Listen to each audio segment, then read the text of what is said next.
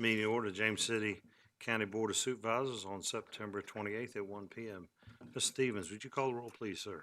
Yes, sir. Mr. Eisenhower? Here. Ms. Larson? Here. Mr. McGlennon? Here. Mr. Hippel? Here. All right, we'll need a motion for Ms. Sadler to participate remotely due to a medical issue that prevents her from attending. So moved. So moved. Thank you.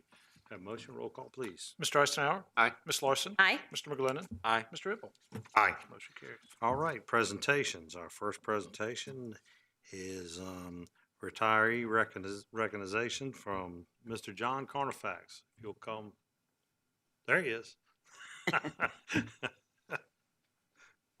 you'll start us off. Good evening, Mr. Chairman, members of the board. I was number 2 up there, but so, you jumped right to me. Jump right, yeah, Fooled caught me you a off little guard. bit. Anyway, we're here this afternoon to recognize Joan Etchberger. Joan's been with the county a few years. She didn't want me to tell you how many, but just to give you an example, in 1984, she was hired as a I didn't say how long she'd been here. Right. Okay. She was hired as and it's a new term for me, word processing transcriptionist and county operator. So part-time was her first job. Her first full-time position was the 1985 as the Board of Supervisors secretary. She was the first person to hold that position. And in 1995, she moved over to building permit as a building permit technician. In 2000, she moved to environmental as the environmental technician. And in 2007, she came over to Parks, which probably was her most challenging position just because she had Ned Cheeley previous to me and then me as her supervisor and trying to keep us straight. So anyway, I think Joan, as you know, Joan was responsible for managing Legacy Hall, all the rental reservations there, taking care of our advisory commission, and most importantly, keeping me out of trouble and getting me to meetings on time and assisting me since 2009 when I became the director. So Joan has been an asset to our department and to James City County, and she will be missed. And Jimmy, her husband, is here now, so she's kind of working part-time for Jimmy, so I don't want to say she fully retired, but anyway, they're enjoying life and some travels and all of that. So Joan Etchberger, please come on up.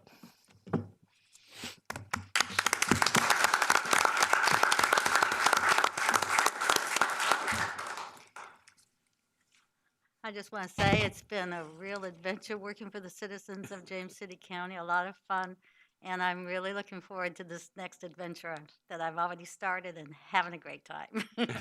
I recommend it to everybody. Joan, we have a certificate of service, and from the Board of Supervisors, I recognize Joan M. Etchberger for 37 years of, oh, I said it, didn't I? Of faithful and devoted service on the occasion of retirement from employment with James City County on this day, the 31st day of July, 2021.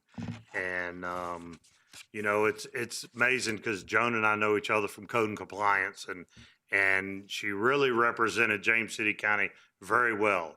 If you did what you needed to do and got all your stuff in, there was not an issue. But if you didn't get everything in that you need, and Jimmy can tell you, if you didn't get everything in, you might slide underneath the pack there and go, okay, that's fine, then we'll do it. But Joan was very fair to everybody in code and compliance when we worked together. And thank you for your service and your dedication to James City County. It will be truly missed, and you've done such a wonderful job here. And not only do you get a certification, but you also get this shiny pin after 37 years. Let me bring that down to you.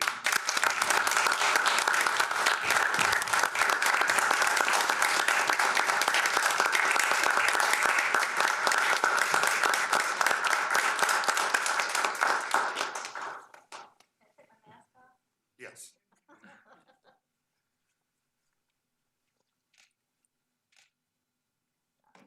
Enjoy yourself. Thank you. We'll miss you. It has. Take care of it. Oh, yeah. Don't forget your pen. That's the most important.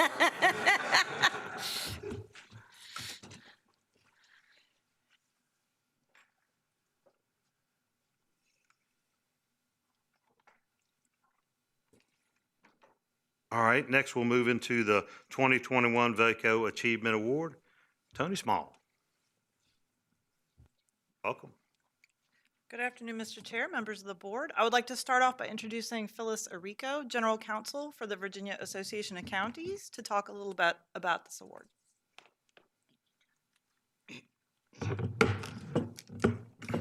Thank you, Mr. Chair, members of the board, staff, and audience here today. I am delighted to be here this afternoon to bring some good news.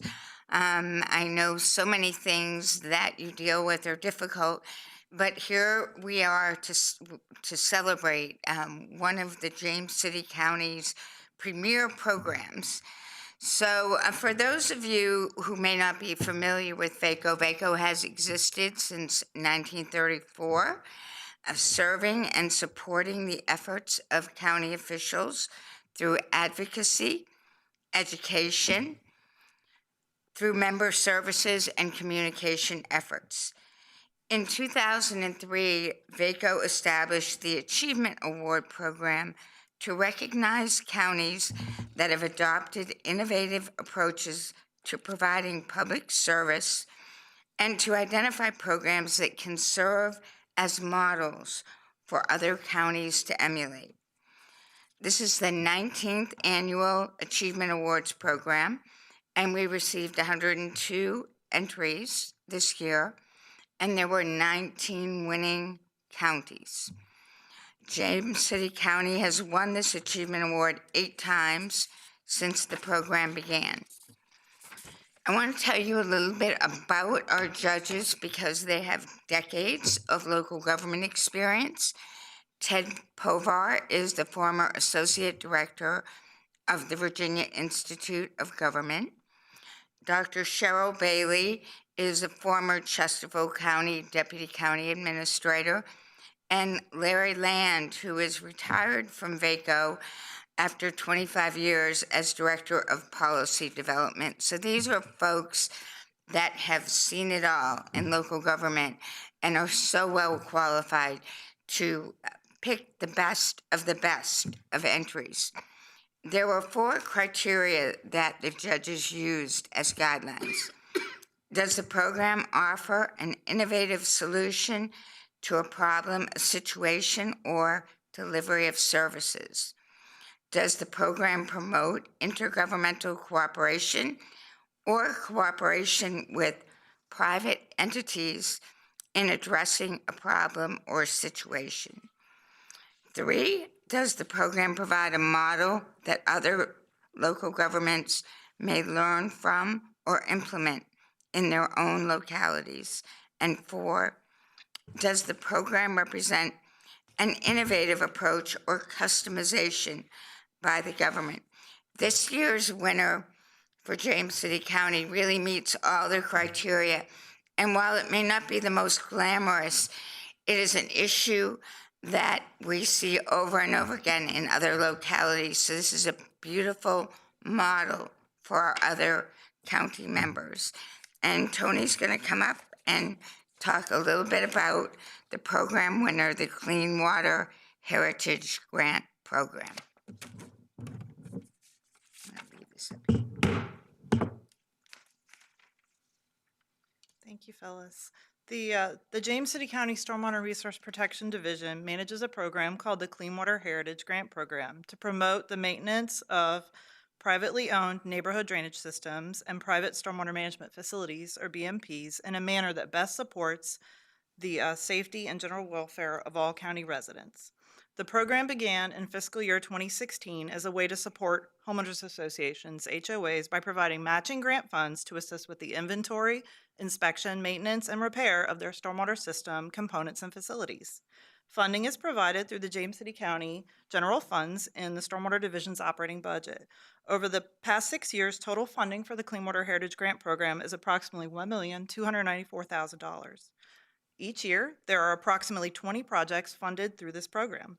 One key to the grant program's success is the partnership between county staff and each HOA in coordinating and evaluating potential projects, assistance with grant applications, and the development of grant packages, including assistance through the bid process and the life of the project. The program has been primarily overseen and managed by one staff person, Mr. John Fuqua, a stormwater coordinator watershed planner in the division, with the support of other division staff and the County Stormwater Program Advisory Committee, or SPAC.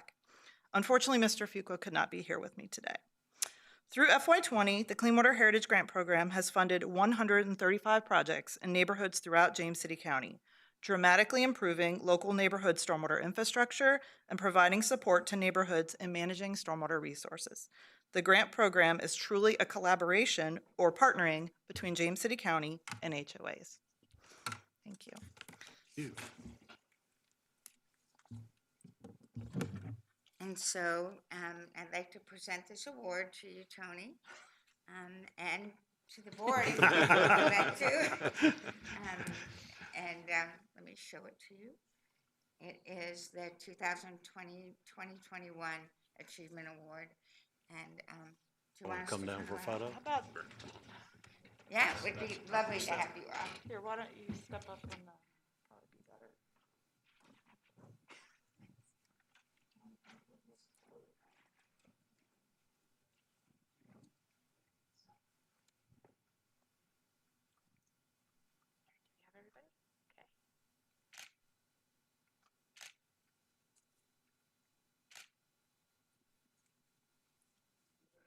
Thank you so much.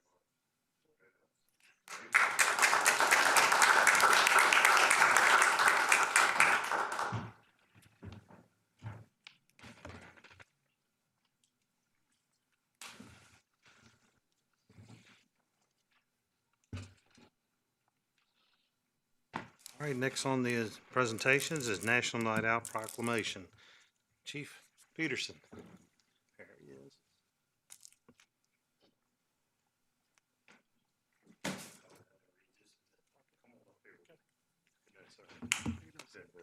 Doing good. All right, National Night Out, October 5th, 2021. Whereas for the 38th year, the National Association of Towns Watch sponsors a national community building program on Tuesday, October 5th, 2021, entitled National Night Out. And whereas the National Night Out campaign provides the opportunity for neighbors in James City County to join over 38 million neighbors across 16,000 communities from over 50 states in the U.S. territory and the military bases worldwide. And whereas Night Out is an annual community building campaign that promotes strong police community partnership and neighborhood commandeered to make our neighborhoods safer, more caring place to live and work. And whereas the neighbors in James City County assist James City County Police Department through the joint community building efforts and support National Night Out 2021. And whereas it is essential that all neighbors in James City County come together with police to work together to build a safer, more caring community. And now there be it resolved that I, the chairman of the Board of Supervisors of James City County, do hereby call upon the citizens of James City County to join James City County Police Department and National Associations of Town Watch in support for National Night Out on Tuesday, October 5th, 2021. Be it further resolved that I, Chairman of the Board of Supervisors of James City County, do hereby proclaim Tuesday, October 5th, 2021 as National Night Out in James City County. In witness thereof, I do set my hand causing the seal of James City County, Virginia to be affixed this 28th day of September 2021. Thank you, sir. Appreciate all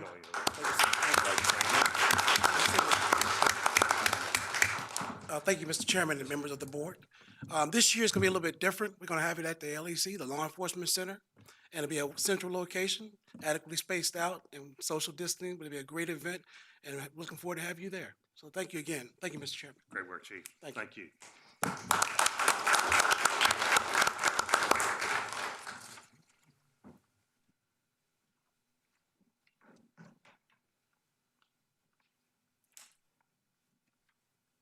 All right, next one is our VDOT quarterly update. Mr. Carol Rossi. Welcome. Good afternoon, Chairman Hibble, other distinguished members of the board. It's nice to be here today, give you the quarterly transportation update for James City County. This period is June 1st to August 31st. We received 650 work orders. Out of those 650, we completed 516, which is a 79% completion rate. You can see most of the outstanding ones are drainage, some roadway, vegetation, a couple traffic engineering ones. A few highlights of the accomplishments this quarter. We did 67 drop inlet repairs, 21 lane miles of sweeping, completed 2.5 miles of roadway ditching, patched roadway surfaces with 72 tons of asphalt, and we completed the last primary and, or the most recent, I don't want to say last, most recent primary and secondary mowing cycle on September 10th. There will be a primary route only cut and litter pickup scheduled to start October the 11th, with our final of the season mowing and litter pickup scheduled for November the 8th, and that will include both primary and secondary routes throughout the county. Current projects, I always include this one here, is the I-64 Segment 3. It's such an important corridor for the region and for the county. That is moving ahead. I put a little thing in here about they're going to open, we're supposed to tomorrow night do a signal at the intersection of 143 and the ramp there at Rochambeau. But that got hit about 2 hours before I came in here, so that's going to be delayed for a little bit. But it is on schedule. It's still on schedule to complete December of this year. And right now, they're just placing asphalt, and part of the lane shift was putting traffic on the new lanes going eastbound. So moving along pretty good there. The Long Hill widening project. I did attach at the back of your package as a press release where we're doing some flagging operations during the day through September 28th, today through the 30th. And the specific places that they're doing that. So that will cause a little bit of congestion during the daytime hours, but it's trying to replace some pipes and new pipes for construction. You can look here, you know, we're looking at about 2 months being close to being complete with that project. So, you know, once we can do some final grading, finish some pipe work, and get the base and final asphalt layer down, we're gonna be real close to opening that thing back up to traffic, and we're working a few things, some site distance, some grade issues now, but you know, working with everybody, trying to make sure we have a good quality project before the contractor gets out of there. Old Town Long Hill Road Rev Share project, that goes hand in hand with the Long Hill project, and that'll be completed also November of this month. Skiss Creek Connector, they are, just an update on that, they are first 2 phases or stages are under construction. They're working both bridge installations and grade work, so a lot of movement going on out there.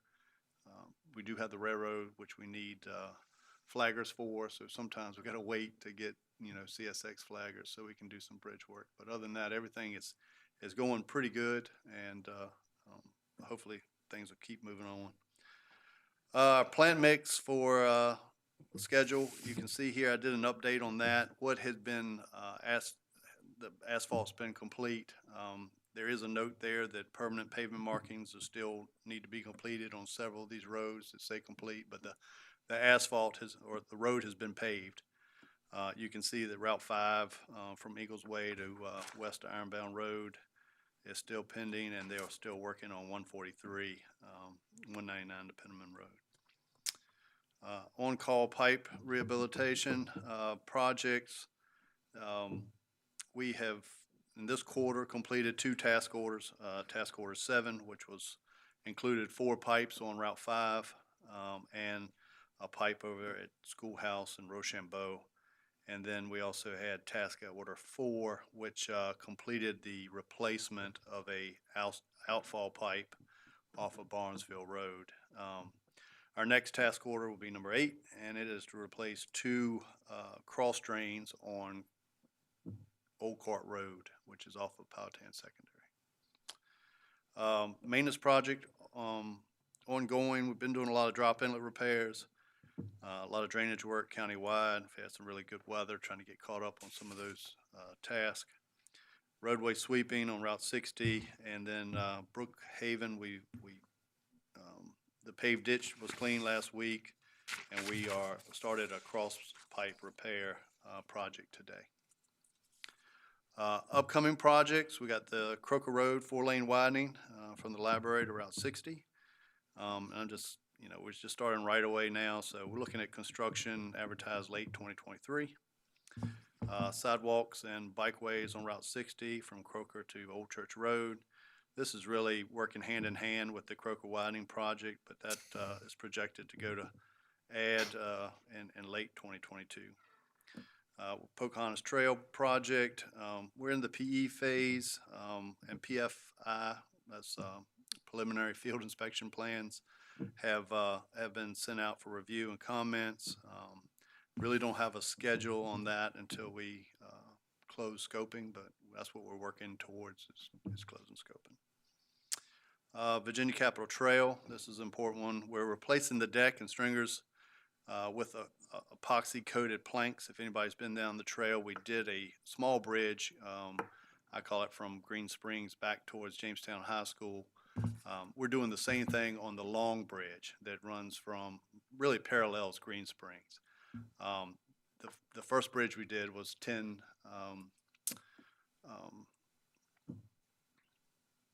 spans. It was 10 spans. This one's 49. So this is a much lengthier project, and the detour is much lengthier for Phase B. So you can see November 1st. Originally we were looking at October, mid-October, but right now we're looking at November 1st through February 13th for Phase A. That's the partial closure. That'll be from the Route 5 side up to where it crosses, where the county path kind of crosses. And then Phase B will be the complete bridge, which a much longer detour utilizing paths. And there are 2 attachments at the back of your package that has the 2 detours. They did not show up very well, but where there's the blue, there's green lines beside it going this way or that way. So that is that.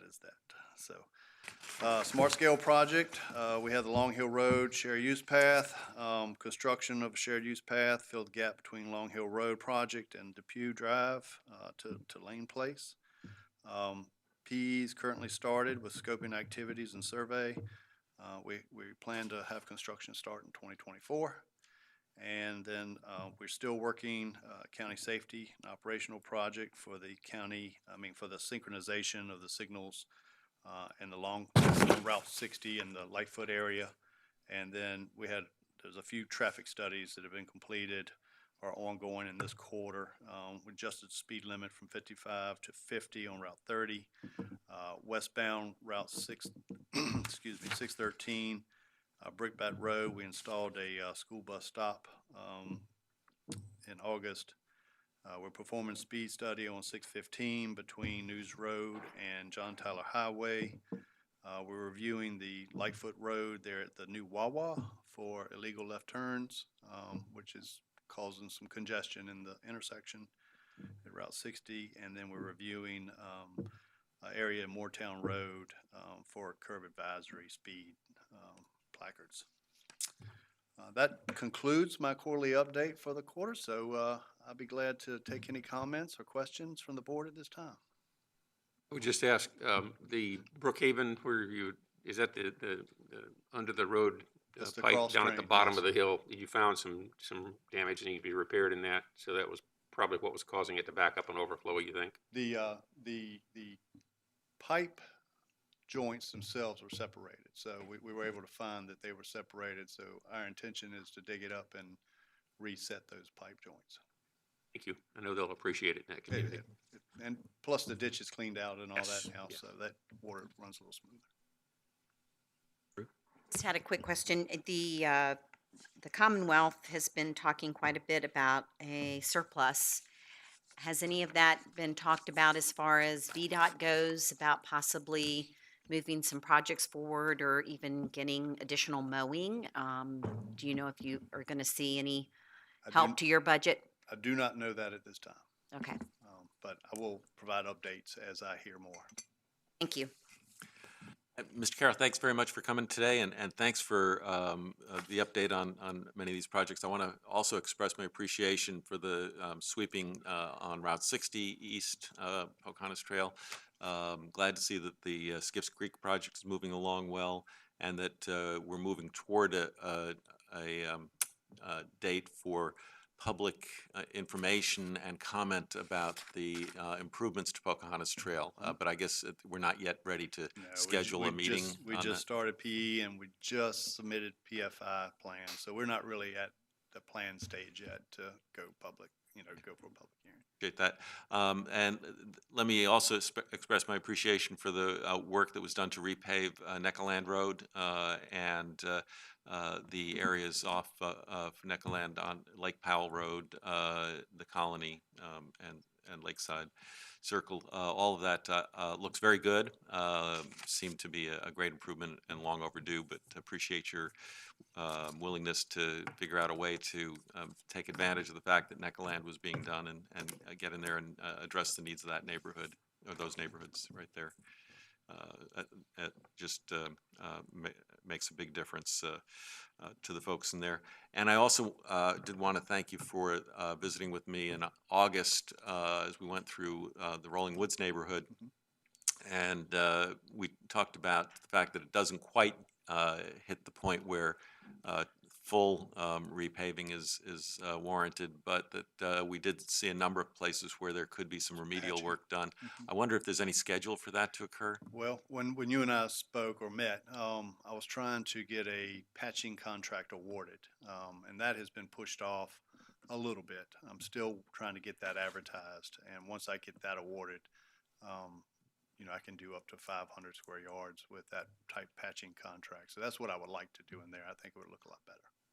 Thank you very much for keeping an eye on that and hopefully being able to address some of the worst places Yes. that the neighborhood is confronting right now.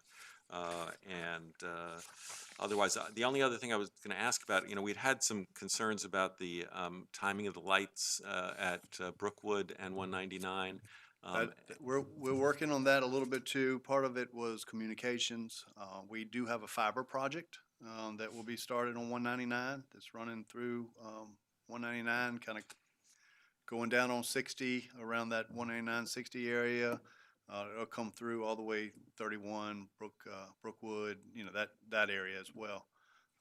So after we get this issue with not the issue, but once we get Route 60 complete, we're looking at that corridor, and we're also looking at Monticello. So they're the two that we're looking at next for corridor improvements. And we did have in sync on Monticello, but that has gotten, some of those have fallen offline, so I have to shorten it because I can't get parts to, so we're going to create a new plan.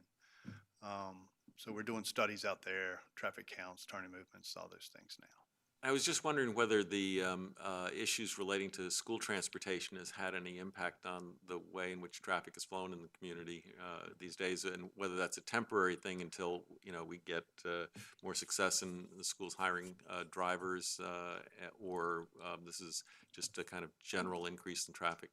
The only impacts that I have received are mostly concerns to the intersections at the schools themselves.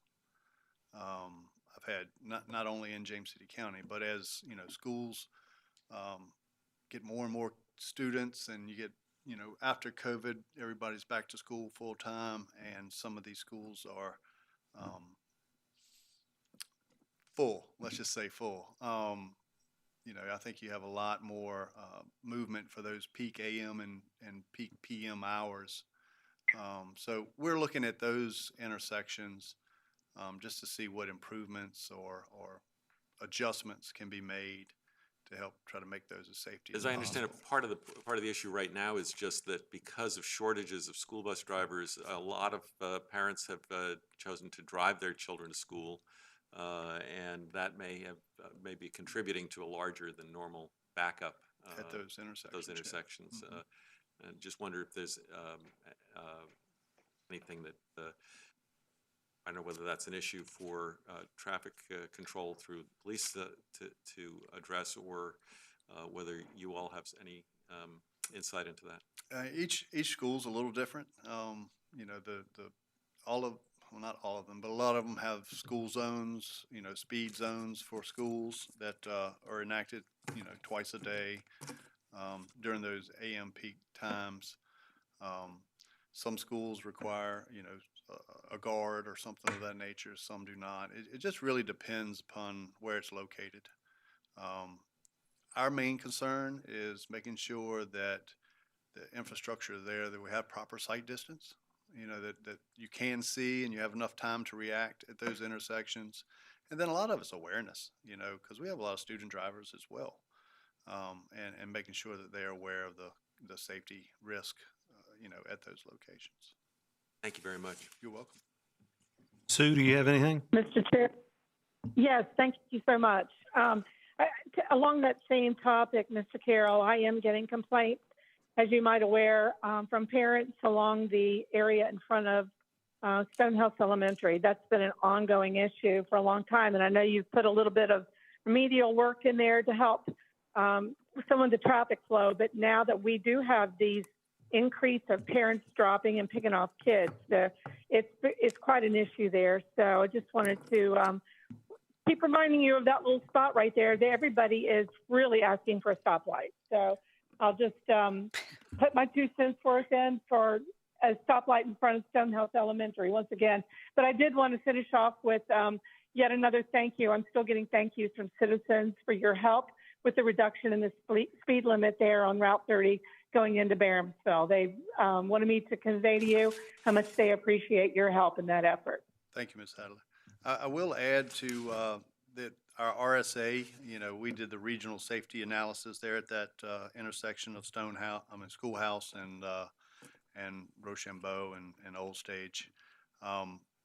Since this has come back up and both schools, Williamsburg Christian Academy and Stonehouse Elementary are in full swing. We're going to reconvene that RSA committee in October and try to look at that and see if we could see any quick improvements that might be made. Thank you so much. I appreciate your help. You're welcome. And not staying on the school subject, but too much. And I know that with the, I think it'll let up once we get the school bus drivers and get them, you know, some more school bus drivers in place. And with COVID and the school having to, you know, basically shut down and do virtual learning, you know, we lost a lot of our bus drivers. And I know the school sent out a thing with I having children in school. They sent out a thing asking parents to drive the kids to school because they may not be able to get to you in order to get the children to school. So I'm sure once they get enough bus drivers, that'll slow down and we'll have less traffic as far as parents dropping children off at school. So that hopefully they've got that moving in the right direction. Right there at Crosswalk Community Church over on Jamestown Road, we had added classrooms and all that. John Tyler, I'm sorry, added classrooms in there on that for the church there, and one of the speakers was wondering if that could be a school zone put in that area to slow the amount of traffic when school is in session or when they're letting out and picking up. They have a preschool or a church school there? They have a preschool and they go all the way up to 8th grade, I believe it is, on both sides of the street. Okay. But they'll be adding classrooms and moving some of the children across the street, but keeping the younger ones on the campus where the church is behind the church. I would just say give them my name and contact. Okay. And I'll work with them best I can. Okay. All right.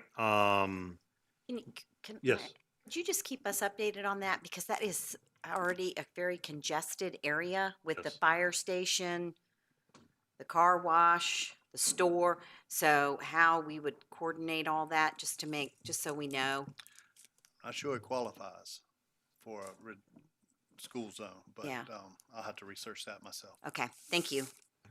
Right. The, in the Norge area, and there's a little bit in, no, there's nothing in Tawana. I think it's just in the Norge area. The grass is starting to grow over the curb, and it's blocking, it's more of towards the, We Hill trimmed Pleasant. We trimmed Toano. I Yeah. think Norge is the next one to do. Yep, good. And, it's got so much out there, it's just forcing the water around it. Yeah, we do Instead it, of- we do all the cleaning and all during our sweeping contract, but I know that they did Toano, and talking to Larry over in Croker, he said Norge was the next one. Norge is on next, list. great. And then the, I think it's in front of the old candle factory. There's a hole in the road, there's a cone there, but it's next to the curb. And it's a pretty deep little hole, but somebody put a cone there. And I believe, I'm trying to remember, but I think it's right in front of the candle factory. But it's right in that area there. If you would check that out just to see what's going on there. It just came up within the last 4 or 5 days. Sinkholes, I talked Yeah. about that earlier. Uh-huh, Yeah, yep. that's this time of year, we've been chasing sinkholes. Yep.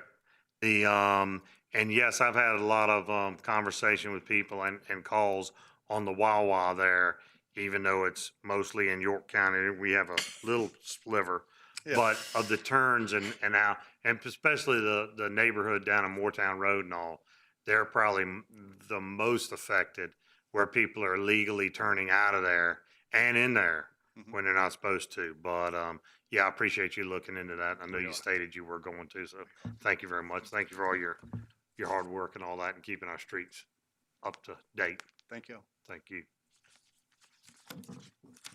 All right. We'll move right into consent calendars, and consent calendars consist of 19 items. No need me reading them. I know y'all have all read them probably 4 or 5 times. Are there any members or any member that wishes to pull any items out of the consent calendar? Or if not, may I have a motion for approval? Move the approval of the consent calendar. Thank you. Roll, please, sir. Mr. McGlinnan. Aye. Ms. Larson. Aye. Mr. Eisenhower. Ms. Sadler. Aye. Mr. Hippel. Aye. Motion carries. All right, next board discussions, and we're gonna talk about discussions of the regional indoor sports complex.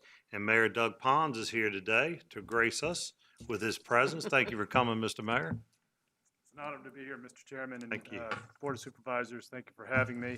I am Doug Pons, Mayor of Williamsburg, and with me today I have our City Manager, Andrew Trivett, and our Director of Parks and Recreation, Robbie Hutton.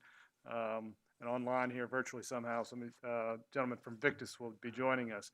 But we're here to formally introduce the regional sports complex to you all. I know you've seen some documents, and we've all had lots of conversation about it. This is an opportunity for us all to work together to bring this tourism component to Williamsburg that's much needed. Sports tourism, as you all know, is a growing segment of the industry, and it's time for us to take advantage of it. The likelihood of another Rockefeller or an Anheuser-Busch showing up to help dig us out of our challenges here in the greater Williamsburg area is probably pretty slim. So this is an effort of self-help.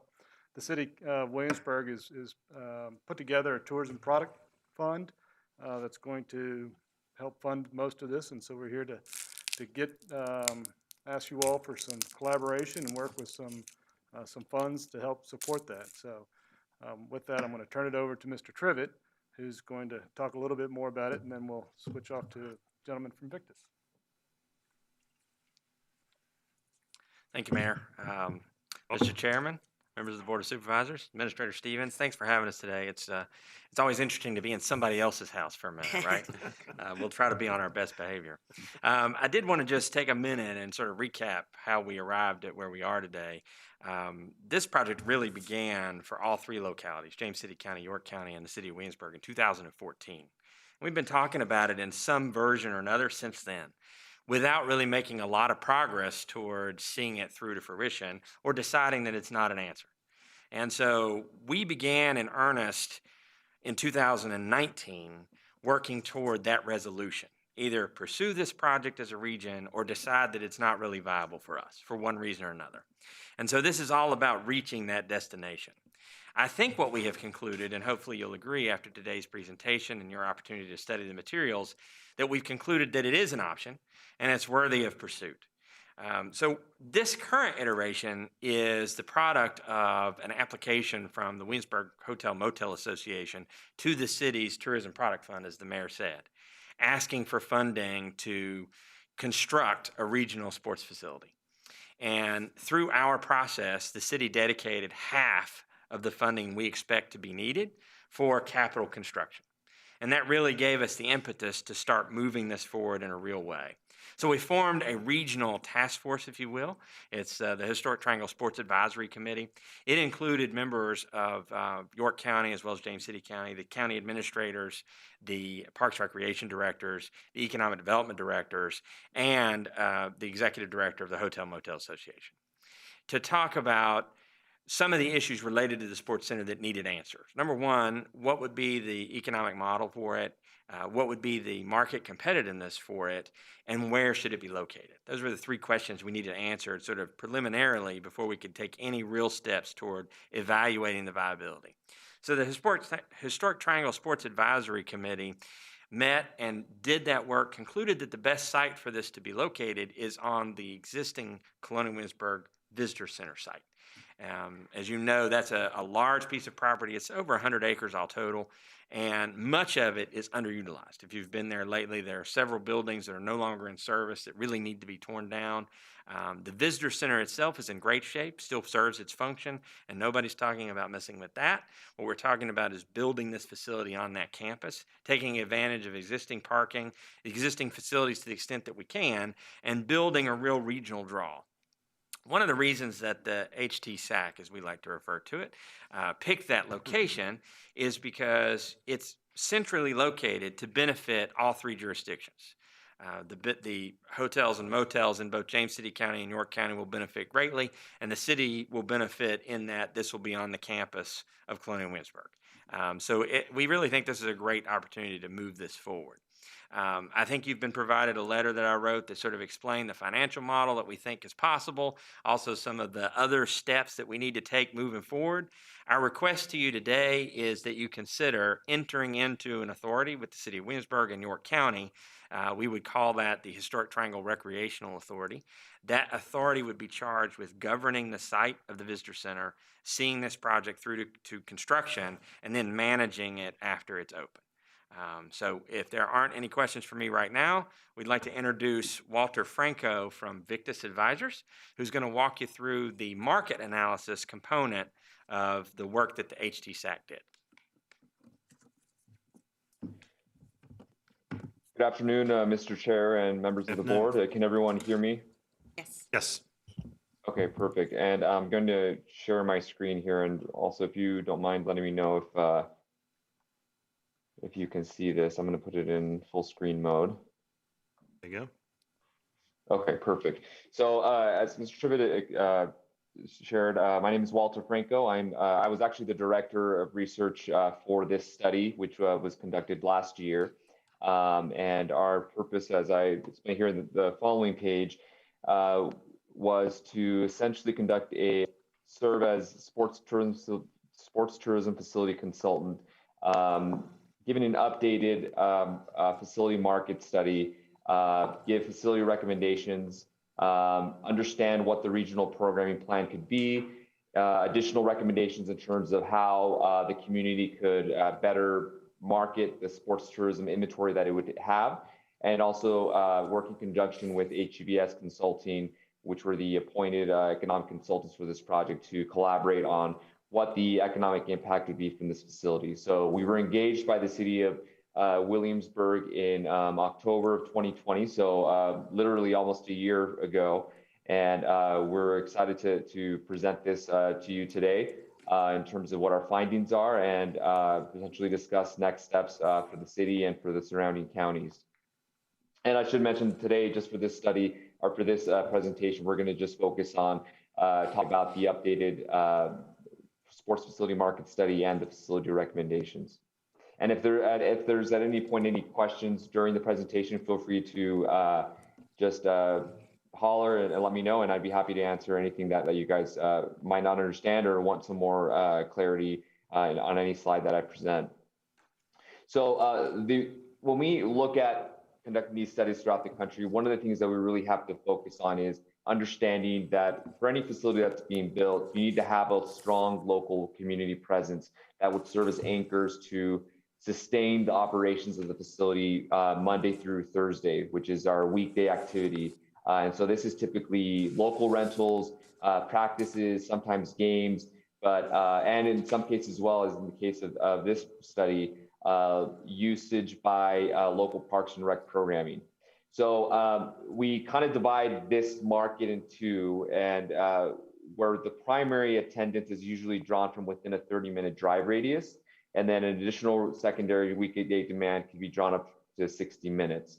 So looking specifically at the Williamsburg area, within a 30-minute drive time of Williamsburg, you're looking at just over 280,000 people that live in that area, which is obviously a lot of families, a lot of households. And then outside of that 30-minute window, when you expand out to 60 minutes, which includes Richmond and down south through Norfolk, you're looking at over 1.5 million people.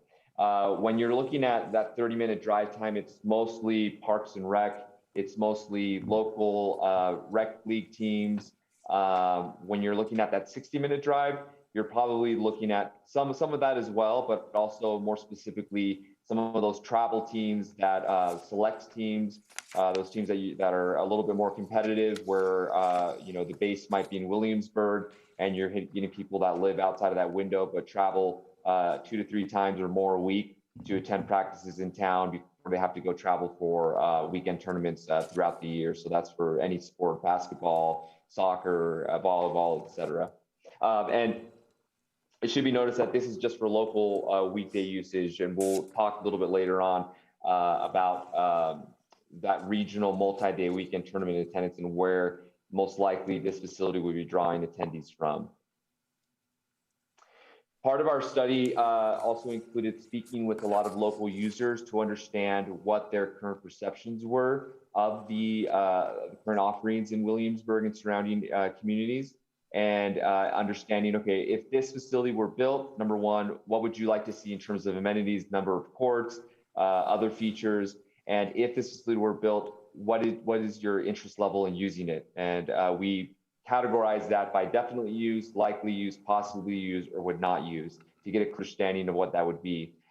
In this case, this is very positive news. 0 out of the 12 interviewees that we interviewed said they would not use, and 8 said they would either likely or definitely use, with 4 saying they would possibly use. So that's typically a good gauge or a metric to understand, okay, there is definitely demand for this type of facility, and that there would be significant interest in using. This is just a small sample size, so we can essentially and sometimes extrapolate that to say, okay, if there's additional interviewees that we weren't able to get a hold of.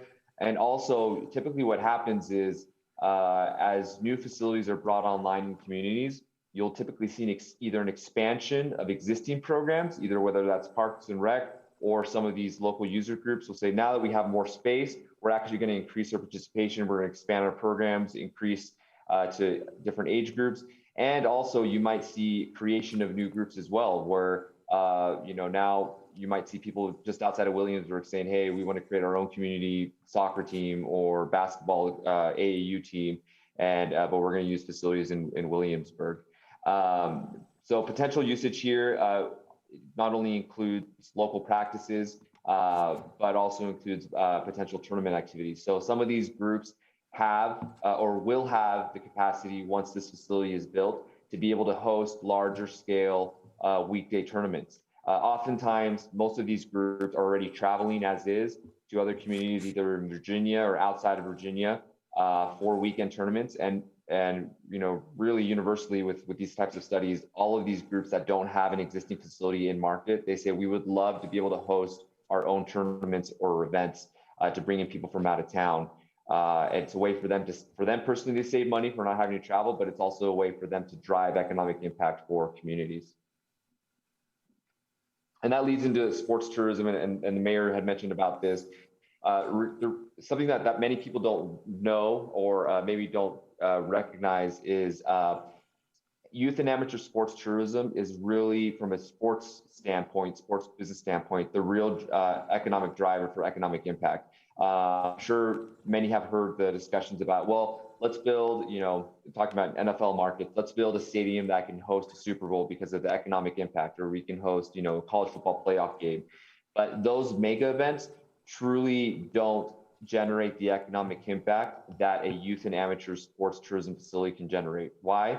Because especially in the case of indoor facilities, they're year-round, and these weekend event tournaments can host dozens, if not hundreds, of athletes. And then when you're hosting them, you're also bringing their families, and they're bringing their whole families.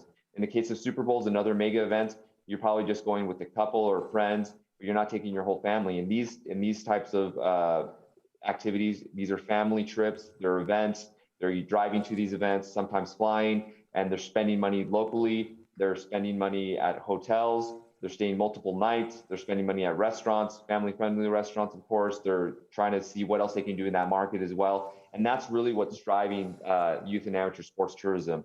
And as I mentioned, the driving aspect, the typical sports tourism traveler is traveling via car within that 3 to 6 hour drive time range.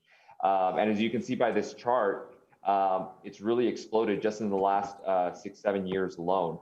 And as a result, that's why you're seeing a lot of interest from communities throughout the country and saying, hey, how can we get a piece of this? But not every community has the strengths that are needed to be able to properly capitalize on this growing trend. And Williamsburg is one of those. And I'll jump into that in a second, just kind of to give a quick teaser about that. And one of the things that we look at is, in terms of understanding sports tourism, is seeing what the participation trends are, both at a national level, but also at a local and state level. So as you can see here on your top left, from a national youth participation perspective, those lines that are in gray are indoor sports. So basketball, volleyball, gymnastics, cheerleading, pickleball. So 5 of the top 10 sports are indoor sports. The number 1 is basketball, of course. And the reality is because it's for both boys and girls. So you see that combined number there. Volleyball is very popular. It's mostly girls. Gymnastics, of course, mostly girls. And then you have cheerleading and pickleball, which pickleball in the last 10 years has just been an exploding sport that has gotten out of that niche into more to the mainstream. In every community that we've done work in, there's always a demand for either indoor or outdoor pickleball courts. Now, as we compare that with indoor sports participation for Virginia high schools, it really follows that same trend if you can look at that. The number 1 indoor sport for participation for Virginia high schools is basketball. And it's almost even between boys and girls. And then when you go down to the next sport, which is volleyball, it's mostly girls, right? And actually volleyball is the highest participated sport for girls in the state of Virginia, followed by wrestling, competitive spirit, which is kind of the same. They're going with cheerleading, and then also gymnastics. So these are all figures that line up with the national trends. And typically when you're following the national trends for a community, that can be a good sign as to what to anticipate for future programming needs, both for Parks and Rec, and also for club sports and other recreational activities. So speaking of sports tourism, so the question is, okay, so we know what sports tourism is. How can we capitalize on that? What do we need to be able to really be a part of that market? And it's really 4 key factors according to the Sports and Events Tourism Association. The first one is the quality of the sports venues. Okay, so number 1, having that venue and making sure that it is a venue that is appropriate, that is family friendly, that is accessible, that has the key features and amenities that athletes and parents want. Number 2, proximity and access. How close is it to the highway? How close is it to whatever community I'm from? Is it out in the middle of nowhere? Number 3, hotels and amenities. Are there family-friendly hotels, or is it just mostly campgrounds? Are there restaurants? Are there places to shop for groceries? And then lastly, reputation and brand.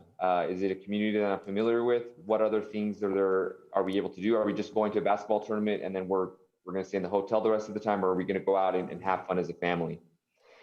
And as we consider those 4 factors, and as we consider Williamsburg, as you can see in this chart, really the only thing that's missing is the indoor sports tourism venue. Visit Williamsburg currently only markets to outdoor sports events and have had success there. But what's really lacking is an indoor sports tourism caliber venue. This proposed facility, which we recommend, has at least 12 basketball courts, which could be convertible to 24 volleyball courts, would allow Williamsburg to tap into this untapped market. More importantly, the key advantage of indoor sports venues is the ability to be open year-round. And so you're capturing year-round activity. Basketball is typically played in the winter and spring for high school, but as many might know, especially if you're parents of AAU athletes, AAU sports really is year-round. So there's always basketball tournaments indoor throughout the year, same with volleyball and other sports as well. In terms of proximity and access, we've kind of mentioned that already from the local usage, but when we look at the weekend and beyond the 2.5-hour to 5-hour drive time range, you're looking at over 5.5 million just within 2.5-hour drive of Williamsburg, and over 25 million within a 5-hour drive, including these larger markets with Washington, D.C., Baltimore, Philadelphia, and then down south with Charlotte, Raleigh, and other places. This is an advantage that many communities in the East Coast have. So I'm over in Utah, in Salt Lake City, and the next largest market, significant market, is Las Vegas to the south, 5.5 hours away, and then Denver, 8 hours to the east. And so just within that drive time, we're only talking about maybe 4 to 5 minutes. So it's very different on the East Coast, and this is something that really should be taken advantage of, especially when we talk about youth sports tourism. Is really a 3 to 6 hour drive time for families.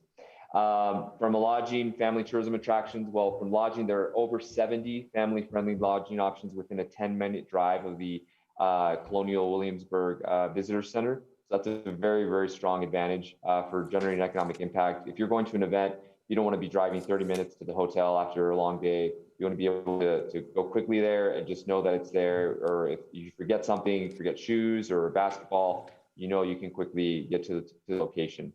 And then hundreds of dining retail options, premium outlets, which is always a hit with families. And obviously just the knowledge of Colonial Williamsburg. There's a lot of history and tourism and museums, very family-friendly attractions. And so that's a very, very strong competitive advantage. And then lastly, reputation. People know where Williamsburg is. It's not a new community. It's not something that they haven't heard before. And, because of the historical sites and museums, amusement parks, and other attractions.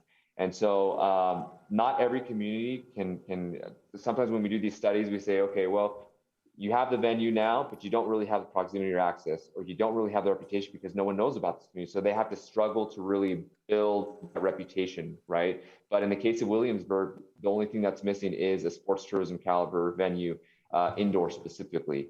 And once you hit that, the idea is that you can have really beneficial gains for the community.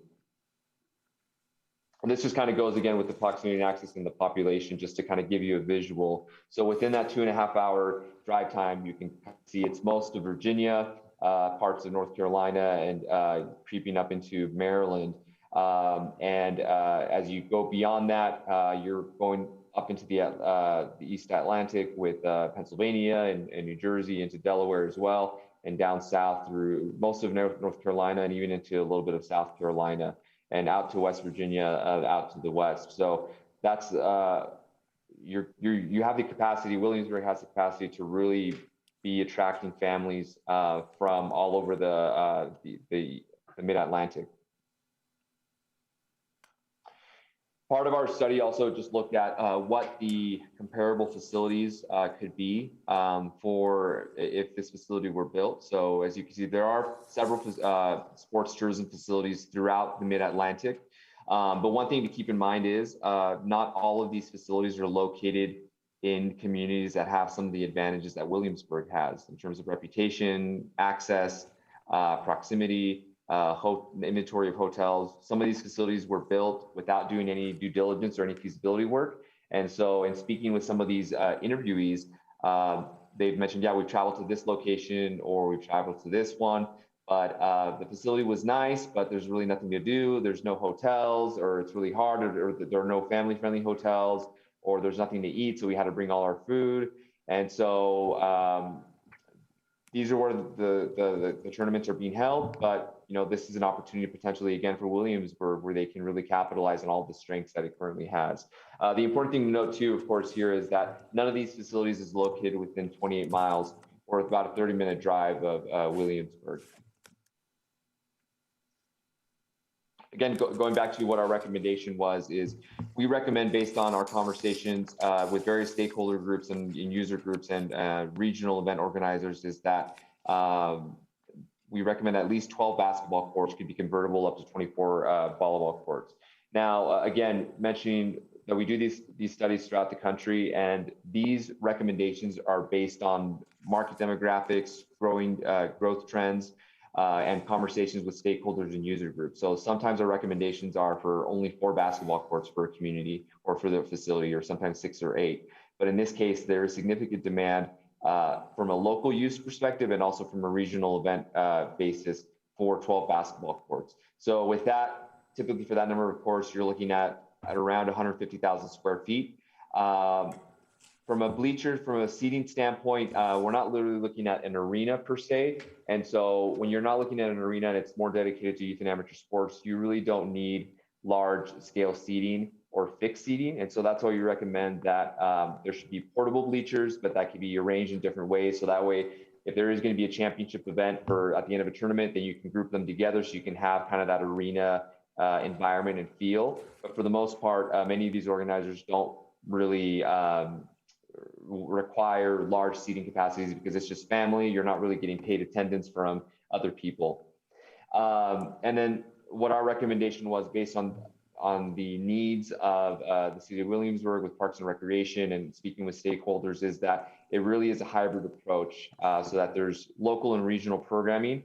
And so for local use, again, on the weekdays, an 8-court facility would be able to meet the needs of Williamsburg's Parks and Rec program demand. But with that ability to increase to 12 basketball courts, you would allow for still local use, but also share with other clubs and rentals. So that way, both the community for Parks and Rec programming, but also clubs and other teams are still able to have access to the facility. And from a sports tourism use for weekends, we understand that the city wants to be able to attract tourism events. And so more than 12 courts wouldn't be recommended, but about 12 courts is kind of that nice number, because when you look at, when we speak with regional event organizers, their main need is having sufficient courts on site rather than spreading from one facility to another where they have to have people shuffling around to different facilities. They like to have everything on one site. And so based again on our conversations with these groups, understanding the market, we really think that 12 basketball courts, convertible to 24 volleyball courts, would meet the demand for local and sports tourism use.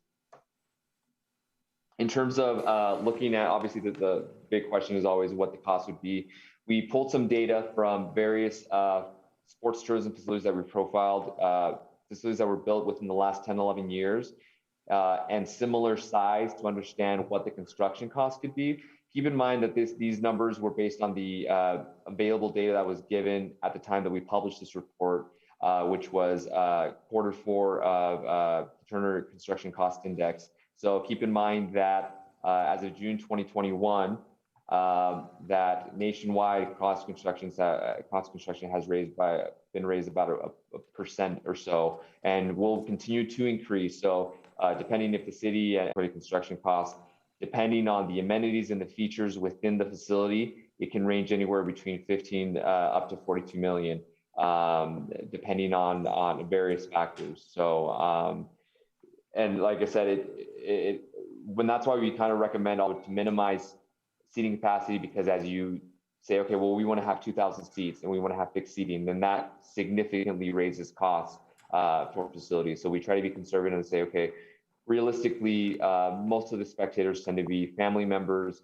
And they are not there all at the same time because they're shuffling out because of different games. And usually the event organizer, in terms of if this facility were built, what it would look like from a usage standpoint, as you can see here, probably close to 50% of usage at the facility would be drawn from Parks and Rec programming.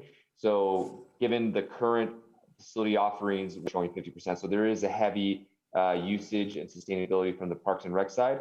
And then the remaining 25% would be from local rentals for community events, volleyball teams and practices and games, and other roughly balanced and mixed, where the facility is going to be with the lights off, 4 to 5 days out of the week, where it's only open for weekend tournaments. There are some communities that prefer that. So in the case of Rocky Mount, which was an event from out of town where they wanted to be an economic driver, but the facilities isn't being used during the week. And so we see a balance between the benefit to the community and also being able to generate economic impact. And we feel based on, in terms of attendance figures, when we talk about in-market, we're talking about specifically the city of Williamsburg, James City County, and York County in that market. And then when you look at weekend tournaments, those 35,000, the lower number for in-market visits, that's typically the local teams that are hosting events or local to drive time radius. And that number there, that 234,200 for the economic impact is. So plugging in those numbers, understanding what the usage would be, understanding what rental rates are in the community and other comparable markets, our assumptions plugged into all to what our estimated pro forma would be. You're looking at about a 75 to 76% cost recovery on an annual basis in a stabilized year. So that's when everything's up and running and you have full activity, where you're really trying to focus on community benefit with sports tourism activity as well. When it's a privately owned facility, profits and revenue is the only objective. And so that you typically end up shutting out the local community and Parks and Rec programming, and it's just strictly rentals, both weekday use and also weekend activity. And so those typically are generating a modest profit. But in the case of publicly owned facilities, you usually see this as typical. However, in smaller markets where there's just not enough demand locally, you'll see this number dip considerably, where it's 50% cost recovery or less. So this is a improved number from what we've seen in another standpoint. This shows what the facility usage would look like on a monthly basis. As you can see, there are some peaks, a few dips, but generally speaking, it's consistent activity year round, and that's mostly buoyed by Parks and Rec programming, which we assume they would have programming throughout the year, especially during the summertime with summer camps and other things like that.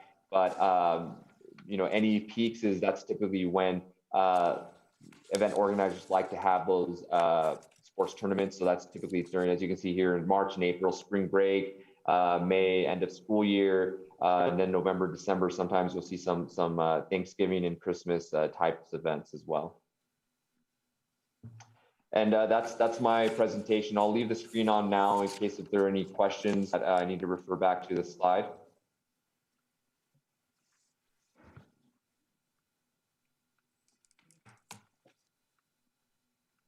I'm not sure exactly who to address this to, but let me just ask a question to see if I can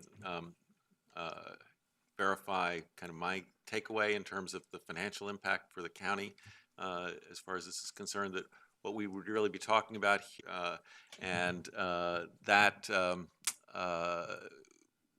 would be put into the Sports Authority about $500,000 that could be up to $750,000, with that being a cap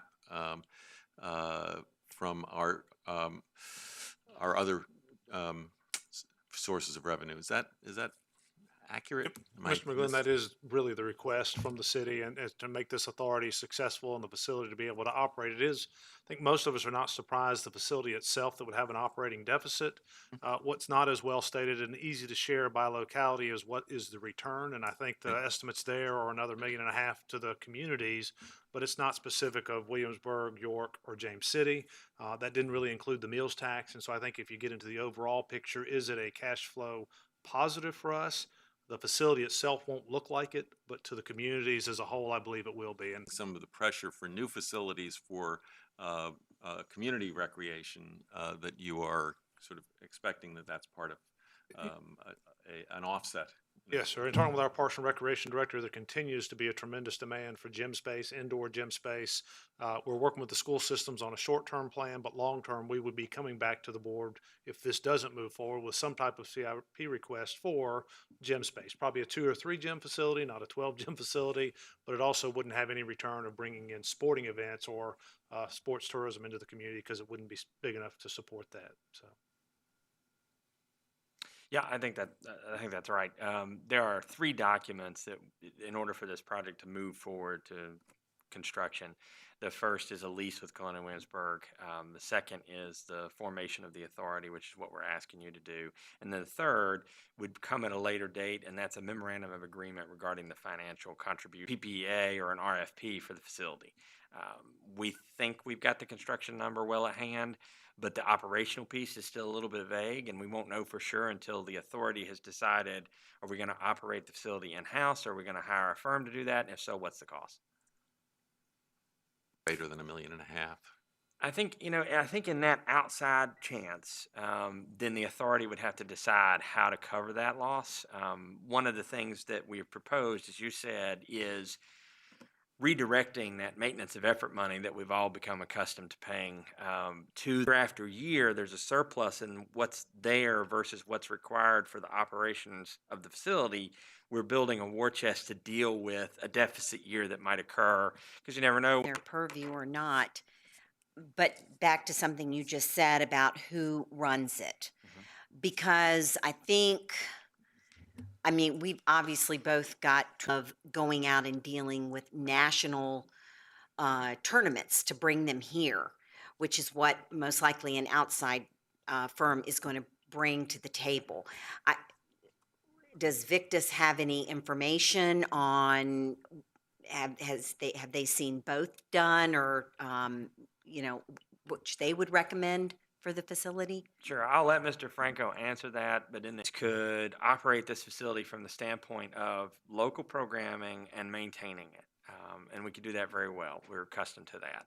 The attraction of sports tourism to the facility, though, is, speaking for myself, it's outside of our wheelhouse. So my recommendation would be that we look strongly at an outside, possess somebody to help manage the likely conflict over time on the floor between the sports tourism aspect and the local programming aspect. Mr. Franco? Yeah, no, that's a great question, Ms. Larson, and that's, like I said, every community is a little bit different in terms of what their philosophy is and what their needs are. I think there's definitely some pros and cons, and we did discuss a little bit about that in further detail in the full report. But one of the considerations is, when you hire a private operator, typically they are experts in the field and they have that expanded reach and connections with the event organizers. But sometimes the fees can be cost prohibitive, depending on what the facility owners are looking at. And so that range, that management fee can range anywhere between $150,000 to over $200,000 on an annual basis. And that's going to be paid regardless of what the operating. And so that's kind of a pro and a con, I guess. You're getting that expertise, but then is it something that the owners of the facility are looking to invest in that? Some communities, especially when they work and combine their forces from county and city and form an authority, they'll form a sports commission board, for example, and then they'll hire someone to be like the events manager or something. And usually that person alone won't necessarily operate the facility, but will work in conjunction with the operators if it's a public entity and say, okay, we need to book out these events for the next calendar year, and we'll book this out. The other thing that I did want to mention too with private operators is sometimes, especially when it's a publicly owned facility and there's a significant needs or philosophy where the public, whether it's the city says, hey, we want to ensure that the community has access to the facility. Sometimes you create some friction because the private operators will say, hey, well, we actually have this event that needs to come in X times a year and they need it, for this time and this time. Well, it's going to start to cut in. You're going to start to see differences between community benefit. Would that make the three localities equal partners in this endeavor? That's what I have proposed. I really feel, Mr. Stevens said, the city's in a similar position. If this facility is not constructed, it's very likely the city council will have to consider a new expansion to the core. County is so split in terms of geography. A lot of their population is in Lower York County. It's difficult to foresee a lot of usage from those residents when they have other facilities that could meet their local programming need. But with the development that we're seeing in Upper York County, I don't think it's fair to exclude them either. The reason that I would propose equal use is because I think it makes it easier for when there is a conflict for us to negotiate the answer to that. I think it gets harder when some people don't have an equal share. And I know when this was put together, it was Williamsburg, taking the lead. 8 basketball courts needed for Parks and Recs for Williamsburg, with 12 being the total. Is that 8 for all of us, Yes. or is that just 8 for Williamsburg? Right. I think that's a good point. The city actually was the financial entity that paid Victus. We also paid HVS to do the analysis of Victus work and also do the economic analysis. But that Historic Triangle Sports Advisory Committee, consisting of all of us, and that collective agreement on what was needed to Victus to compare it to what was needed to attract sports tourism. And so what's in the report matches that programming need for all 3 jurisdictions. Okay, I figured it probably was, but wasn't sure. And I know it's talking about a $481,700 loss yearly. And of course, it's hard we should get the tourism back with hotels and retail and that sort of thing throughout our jurisdiction. The growth rate, not tourism, but, yeah, there it goes. Oh, just had it. Yep. And that's for sports tourism throughout Virginia. It'd be good to know what our area, because it looks like with that, roughly nationally then your growth rate may be here, and what we anticipate our growth rate being. Be a good number to see. That's a good question. Just so we know within this jurisdiction, within this area, our growth rate is X, and it's continuing an upward slide. More about what we're doing in our area and what our growth rate looks like. Let's see, the Saturday, Sunday, and that's when we would do more of our sports tourism and that sort of thing. But would we still have the benefit of, if we get a team that wants to do a Sunday, Monday, Tuesday, would that be scheduled in, or is that going to mess up what we're doing with our parks and recs? Yeah, if you look at the HVS study that was done, they looked at what Victus had proposed, and HVS had a slightly more favorable case for prioritizing sports tourism. Okay. And so in those situations, we have event during the week. Right. Okay. Now when we use the facility, like James City is using a facility of say 4 courts on an average base, do we pay into that for use of those 4 courts in order to keep? Because I would, as far as each community that's using that facility, and if James City County is using 80% and Williamsburg using 20%, York County is using 0% on these months, will we pay per use? How is that? Mr. Butt, I think we're still working through some of the specific. Parks and Rec would sort of drive that. I think we have teams that we expect, some of these sports teams and travel teams that practice during the week. We think they would rent a few of those courts. Those are those 4 that are sort of set aside. But those are all specifics that we can work out. The other part it was suggested, is this facility going to have a workout room in it that might complement the sports tourism, but also be something our community could use? And I think those are some things we can talk through the details when we get into the detailed design of the facility. And do we charge a membership fee similar to the recreation facility? I think those are all. Right. I definitely think that funding should go through the authority I think honestly, out of all the things that are possible from this facility, making that change is really going to help the overall function of that maintenance of effort pool. Right. Any others? Just a quick thing. Do we have a sense about the relative mix of youth versus adult sports? I'm assuming it's very heavily oriented toward youth activities. The tourism part. You know, mostly 70% or more of youth. So when you're talking about outdoor, then you get a kind of a more, I don't want to say a more even mix, but you're looking at adult softball tournaments, adult soccer tournaments, things like that. But when you're looking at youth and amateur sports events for indoor, it's mostly youth because you're talking about AAU basketball. For weekend event, weekend indoor activity, it's the majority is youth. And my, maybe my recollection is outdated, but I remember when my kids were in youth basketball, that was a program that was actually run by the city Parks and Recreation Department. Is that still the case today? Yeah, I mean, services, Right. and that would continue and probably be enhanced, frankly, by sharing a facility. And I can certainly recall lots of York County residents participating in that, in the youth baseball programs and so forth. They really are, I think, going to benefit from this kind of facility as well. Yeah. Anyway, thanks. Yeah, I had couple of questions. One, you mentioned, and I saw in some of the notes here that you're talking about this being maybe a 10-acre facility and that the CW property was like remain. This is going to be somewhere else on that property. Is that correct? Yes and no. In a typical administrator fashion, yes and no. So the way that this will work, and we're still finalizing the lease with Colonial Williamsburg for the authority to consider so acres of property. And so as each one of the project sites gets activated, then we would negotiate a new lease rate for that particular project.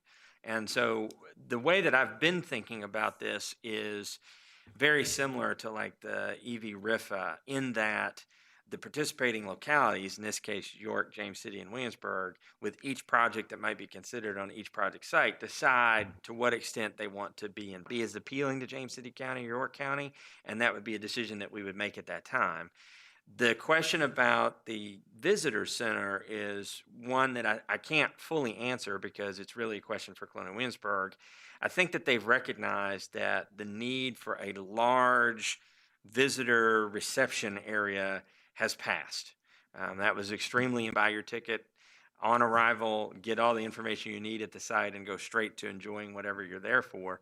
I think that Colonial Williamsburg will re-envision its arrival from this large center to a much more scaled down site, and that likely will not happen on what is now the business. Wasn't mentioned in here, but was in the papers we had gotten earlier, was the potential for a lease of up to 75 years. And I think that was a concern that we were much more comfortable with a shorter term lease on that. It will be a shorter term. Okay, that was a really important thing for me. And then are we come back to us as a resolution? How are we going to proceed from this point? Yeah, certainly. Yeah, Mr. Eisen, my intent today was informational for the board to make sure that you weren't opposed to this project. If you're okay with us moving forward, I don't need a vote other than just an indication as you're okay with us sort of continuing the conversation. We would work then with the city on these documents to form the authority, which would start us down the path to being part of this project. Okay, that's helpful then, because there are some aspects of it I think that need to be worked out to be brought back to us. That we had mentioned, such as the ability for and one of the through partners to exit it if they decide at some future point that it's not in their interest to continue, and to have a clear picture of what our operations and the elected officials that would be voting members on that. We'd have other members as well to, but I would think that, I'd like to see the voting members be elected officials just because of the money. Sure. That sort of thing. And I think that would keep it from over time being infiltrated in maybe somebody that changes the whole avenue of where we're trying to go with this. So that would be my 2 cents on that. And Mr. Dibble, I think we're, as administrators, are open to whatever the boards would like for us to do. There are a lot of details in the beginning of it, and so if we had sort of envisioned the initial phases might be the city manager, county administrators, and our Parks and Recreation Director or Economic Developers, with the idea that once we get to form the authority and get those answers for you, but certainly we envision elected officials being part of it once we commit long-term. If you'd like them to be there initially, I think that we would work that in as well. But it just, I say grunt work, there's a lot of detail work to get us to the point of getting those answers to you, and just trying to save some of that time for the elected officials. We were trying to suggest that we might work through the details and bring them back. But I think we're comfortable whichever way you'd want us to go. Yeah, and I have no problem with, working out the details and that sort of thing, but just when, well as how to spend it and that sort of thing. So we definitely ought to, be involved once that portion clicks into place. Cause I know y'all are gonna bring everything back to us as we're gathering this information and figuring out what we're gonna do, how we're gonna do it, and that sort of thing. Okay, Sue, do you have anything to add? No, thank you. I've had all my questions thus far answered. Thank you. Okay. Yes. I'd like to follow up. Just very quickly, thank both of you for coming out today. I did just want to mention that we have not had an opportunity to go to the Tourism Council yet to discuss the, I'm very excited about this. I think if COVID proved anything, it was the reliance of this community on tourism. And we know that we need a new product of some sort. We know that sports tourism is a growing business, so that's another reason. We know that both of our, and I agree with Supervisor McGlynn, and I think with the increase of population that York County is bringing, that they're going to use it more than they think. We know that both of our communities need more space. I've heard, going to be money that's brought back into the community by the visitors. And if that were the case, you'd never build a swimming pool. I mean, I'm a mom of a swimmer. I'm a mom of a rower, both of what take a lot of money. And if you didn't want kids to learn how to swim, you'd never build a swimming pool, because a swimming pool does not make money. You do it for the greater good. In this case, you're also doing something for the greater good, and some, quite a bit, gain because of the visitation that we're bringing. We have to remember that these visitors, what our goal is to bring these visitors in, to have them come to Jamestown, Yorktown, Colonial Williamsburg on the day before the tournament, and have them go to Busch Gardens and other locations the day after, Water Country, etc. So I appreciate it. I'm excited. I know that we've got details to work through, but I really appreciate y'all coming, and I really appreciate your investment from the beginning of your willingness. Just a little bit about the schedule. We will be making a similar presentation to this to York County, I believe, next week. And they'll be on a similar schedule in terms of considering the authority formation in November. So hopefully we'll all be rowing in the same direction quickly. Any other questions? All right. Next, we'll move into board considerations. Our number one is the 2021 redistricting. Liz, Jason, welcome. Decennial population data from the U.S. Census Bureau. The county received census population data in August. And you want to put the first slide up? Oh, sorry. You can see I rarely do presentations. There we go. Okay. So data was not even across districts. Stonehouse is now the largest district with a total population of 17,770, which is a 35% increase from 2010. Roberts is now the smallest district with a total population of 14,414, and that is a 5% increase from 2010. In the middle of the county, Berkeley and Jamestown districts each grew by about 18%. That's on pace with the county as a whole, and the Powhatan district grew by 9%. When looking at the maps for James City County and we're thinking about redistricting, we have to keep in mind that local electoral districts must be contiguous and compact, have near equal resident population, and also have clearly defined and observable boundaries. Ideal district size in the county, based on our recent data, is 15,650, and with an acceptable range of roughly between 15,200 and 16,000. Precincts will be more challenging because once the General Assembly lands on their maps, we will have to make sure we don't have split precincts. We can, of course, have split districts. That we'll have to act, which is recent legislation passed by the General Assembly in 2021. And then, of course, we'll have to advertise and adopt the new map and ordinance. So we're not accomplishing our task tonight. This is a first step, and we're asking that the board hopefully take a look at these maps and consider reaching a district level consensus. And I'm going to turn it over to Jason to review details of the maps. Can I ask you a quick question? Certainly. Did they have 7? Or I don't have overall information. I think 5 is a pretty standard number. Once you go larger, they can get up to 10, 12. But I can certainly research that topic. I'd like to know that. Thank you. Okay. Something we could look at. Thank you. Yeah. Okay.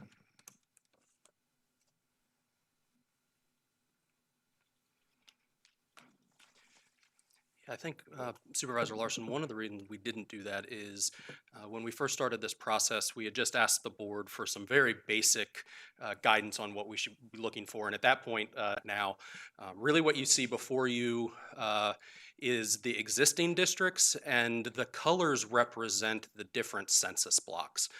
And the only reason I'm showing you this is because as we get into the technical side of map creation, we have to abide by certain guidelines, and one of those is to not split up these census blocks. So every color on this map represents a different census block that is established sort of outside of our purview. So on the right, you see sort of Norvalia. First, now I'm not going to be able to go back. Norvalia and Christian Sand in this area, and then the new Jennings Way over here. And you'll see that there are a number of census blocks split actually in those neighborhoods. So when we go through and we talk about moving some areas, particularly neighborhoods, we have to be sensitive to sort of the existing standards that we're getting in. So again, on the left is the overall county map, and you can see we have a number of census blocks. In the Stonehouse district, you have some really large ones that have to stay intact. The same in some of the southern areas. But as you get into the Jamestown district in Newtown, there are just sort of a lot of different things that we have to take into consideration. So when we think about the least impactful, focus on the number up there, that's 3,403. That would be the least amount of people moved between districts to make this redistricting process work. So you'll remember when Liz was saying that we have to get within a certain range. We're aiming for 15,000 approximate people per district. Moving 3,400 meet those guidelines. So they're all within that 5%. And just hitting sort of some of the big areas, obviously when we talk about Roberts being the smallest district, we needed to add the most to that area. The only district that Roberts touches is Berkeley. And Berkeley wasn't one of the ones that needed to change, but that it was necessary for us to pull from there to make Roberts meet that goal. So we really looked at the southern part of being able to pull Berkeley back up into that range. The second change, we looked at moving the southern half of Jolly Pond Road from Powhatan to Berkeley. And then the only other two changes that we would need to make was about 2,000 people coming from Stonehouse into Powhatan, and that's the western portion of Little Creek Reservoir, and then the upper portion of the county between essentially Route 60 and Barhamsville Road, Route 30, and accomplishes that. We did want to show the board other possible changes. So this is sort of a second map. It's not an option that I think we would recommend, but when Liz said that we had to get as close to 1560 within that and only have about 200 people different between all of the districts, but that ended up moving 9,500 people. So you can see just changing 200 people per district ultimately affects 3 and 4 times the number of people moving between the districts. So this required a lot more changes, particularly in the Jamestown and Powhatan areas, to be able to make that number really similar. I don't know that we thought this was necessarily the most productive one, but we wanted you to see that there. So as Liz said, I think what we would be looking for today would just be, a general sort of endorsement endorsement of the process we've gone through to this point, to let us go back and start working with guys so we can figure out where some of these would need to go. But it allows us, once we have the district level maps, we have more of an ability to sort of start fine tuning those areas. Yeah, number of people that keep changing districts, because I like to remind people I've been here 26 years. I've lived in the same spot and I've been in 3 different districts. So it happens. It happens a lot. Recommended option forward to the Attorney General, it has to be, and while that's up there, you will then be working on additional, potentially on It's a new process, and we haven't received much direction from the Attorney General. So ideally, we'd have our precinct set before we sent it. More direction from the Attorney one General. of the things that I think we ought to consider, we currently have 4 of the districts have 4 precincts, and 1 has 3 precincts. Quite a few of us have very small precincts. I got one that's very, very small. And if we could, especially after talking to the voter registrar, if with the number of people who are voting early, 3 precincts per district across the board. If that's something that's doable, that's something I would ask you guys to take a very close look at, because I think it would be tremendous savings in expense for our voter registration and the operation of our elections. And it would also be fairly easy to accomplish, because I don't think we're going to have that many people, with early voting, that many people voting on election day, that it would require. If we are going to reduce the number of precincts, that will have to go to the Attorney General. But yeah, certainly that's a reasonable request. If you are looking, so just so I'm clear, are we going to say today we prefer option 1? You can, if the board wants to take more time, that's certainly available to you. Beginning to, look at our precincts, because obviously we're going to have to move 3,400 people from their current precinct. Okay, so my other thing was with the question, and I've brought this up before about precincts being in schools due to safety, due to, all kinds of things. Then somebody said, well, prefer schools over church. Well, we use churches in some places, so that doesn't quite, are we going to look at other options besides using schools? Or what's, since we have this opportunity now, or? Yeah, certainly. I would take this opportunity just to say that we have been working with the voter registrar, Diana Moorman. She's been working very closely with us and has seen these maps and had offered some comments preliminarily about that. She's very interested in working with us and trying to figure out where we can identify new places, better places. Trying to figure out where sort of that central voting area is going to be, whether or not we're going to keep it at the rec center. All of those things are things that are really paramount on her mind as well. Okay. Yeah. I'll just say that I really appreciate the hard work that went into this, and think you've produced a good outcome here.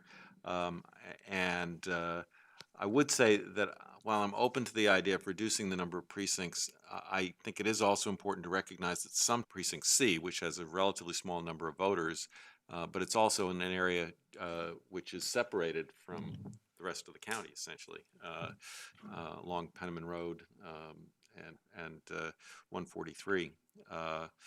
So I think we have to be careful about a kind of blanket decision about numbers of precincts. But I do agree that it's probably helpful to go ahead and at least give a tentative approval to a plan so that it will be easier to address the question of how the precinct lines are going to look after this is over. And if that were the case, I think that the first option you presented here today is significantly superior. Representation is going to be changed. Sue, do you have anything to add? No, I'd just like to thank Liz and Jason for all their hard work on this. I agree. Supervisor McGlennon, I think option 1 seems to be the least impactful on the citizens. And I don't know where we are in the process. There's a little bit of a delay here. So I am supportive of option one, and I look forward to moving along in the process. Thank you. Yes, and thank you all for a job well done. And it sounds like the board's ready for option number one. So do we need a vote on that? I think I we're, would move that resolution with option All right. one as the Thank you. preferred option. roll call. Ms. Larson? Aye. Mr. Eisenhower? Aye. Mr. McGlinnan? Aye. Ms. Sadler? Aye. Mr. Hippel? Aye. Motion carries. There we go. Mr. Chairman, can I request we take a short break? Because I think this probably will take a little bit of Yes, time here. that'll be fine. Let's go ahead and take a little recess.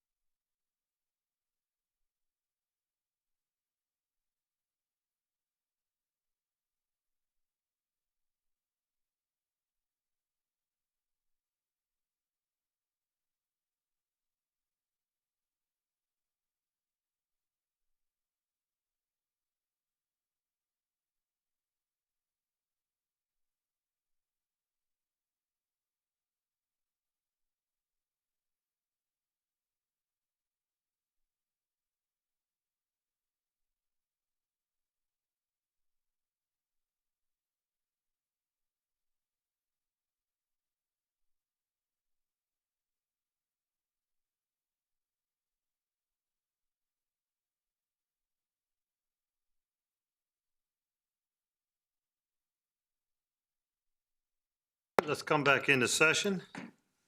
Ms. Sadler, are you there? Yes, sir. There you go. All right, just want to make sure we didn't lose you. Okay, we'll go into number 2, considerations of James City County Comprehensive Plan, our county, our shared future, James City County 2045 Comprehensive Plan. Ms. Cook, welcome. Thank you. Thank you, Mr. Chair and members of the board. The draft 2045 Comprehensive Plan is before the board today for consideration following the board's public hearing on the draft 2045 plan, which was held on July 13th, 2021. Staff appreciates the opportunity this afternoon to begin by reviewing the materials of the draft plan in relation to the board's direction at its May 25th, 2021 work session. As stated on this slide, the board's direction on each of these items is reflected in the current draft plan. So going through the items there, Moortown Road is not in the draft plan or depicted on the future land use map. The rural lands designation description is carried forward as it had been reviewed by the board. The economic opportunity land use designation description is carried forward as it had been reviewed by the board. For the land use applications on the future land use map, the parcels associated with LU 20-0020, parcels adjacent to colonial heritage, are shown on the land use map as mixed use. The parcels associated with LU 20-0028, Croker Interchange PSA adjustment, are shown on the future land use map as outside the PSA, and designated rural lands with 2 parcels designated as community character conservation, open space, or recreation. The parcels associated with LU 20-0017, parcels across from Windsor Mead Marketplace, Your time's up. are shown on the future land use map as low-density residential.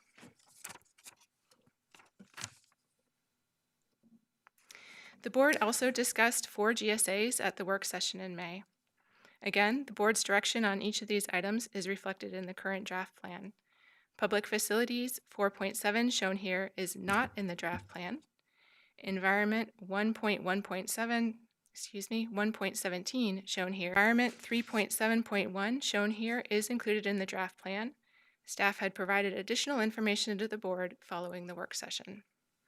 Similarly, Environment 4.6 and its sub-actions are included in the draft plan, and staff had followed up with additional information following the work session.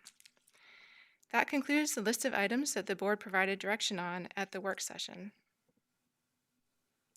The following are 2 other possible items for board discussion. Should the Board of Supervisors wish to vote on the plan at this meeting, the Planning Commission Working Group, Planning Commission, and staff recommend adoption of the James City County 2045 Comprehensive Plan, Our County, Our Shared Future. In addition, the Planning Commission recommended that the board consider amendments or look to the board for any direction on discussion of the items just covered or other items. Thank you. Questions?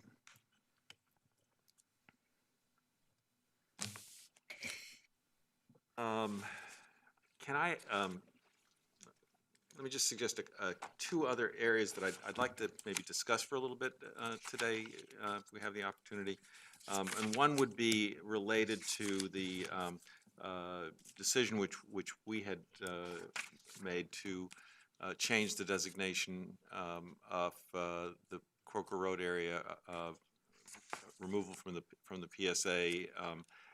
Not so much that part, but the designation of the land that is held in the conservation easement by the Historic Lands Conservancy, Historic Virginia Lands Conservancy, where they were concerned about possible implications of changing their designation to one that says open space and recreation, in terms of whether that would limit their ability to utilize the land for what seemed to me to be agricultural purposes, even though they do involve potentially some kind of a building that might be there for to display agricultural uses and history and so forth. So maybe they've had able to connect with Ms. Sadler regarding the properties that they own and have preservation restrictions on those preservation restrictions allow a variety of uses ranging from a specific recreation uses. All of those would be consistent with the open space community character conservation designation that is under consideration for the properties. Director of the Historic Virginia Lands Conservancy. So basically, the answer is that nothing that we would be proposing to do here would restrict them from meeting the deed conditions and would still be consistent with the idea of open space recreation designation. Yes, yes. I would say that, there is one property that does allow alternative energy structures, and there would be, I guess, some additional consideration with respect to the scale of anything like that and where its proximity might be, and that extent, as with any designation throughout the county for land use. Okay, great. And while you're there, I don't know if you've had any conversation on this, but we've received communication in relation to the Hankins property itself in that area about whether or not they were properly noticed in terms of the recommended action to remove the property from the PSA, and they're concerned that this would perhaps interfere with plans that they have had that include having a developer pay for the extension of the PSA and so forth. Do you have any comment about that? I do not personally, but I'll invite either Ellen or Paul to come up. Can just comment to the first part, and then Mr. Holt may want to jump in. Just in terms of notice, the notices were sent to, after the board discussed it in May and decided to move forward, notices were sent at that time. So they had received notice. I mean, the impression that I think the communication we received was that the owners were entirely unaware. If they were, it was because they didn't open their mail. I can't comment on that, just Right, that we did send the obviously letter, yeah. And to the second point of your question, I would recommend that, yes, to the degree the board wants to discuss that item more generically, we would add that as a third bullet to the slide currently up on the screen at this point. Yeah, and I don't know whether there's interest in discussing it, but we did receive that communication from Mr. Trant representing the property owners. Yes, and we can, if you want, we can take them one by one. Yeah. And that way we can, rather than trying to group them all together, we can just go one by one.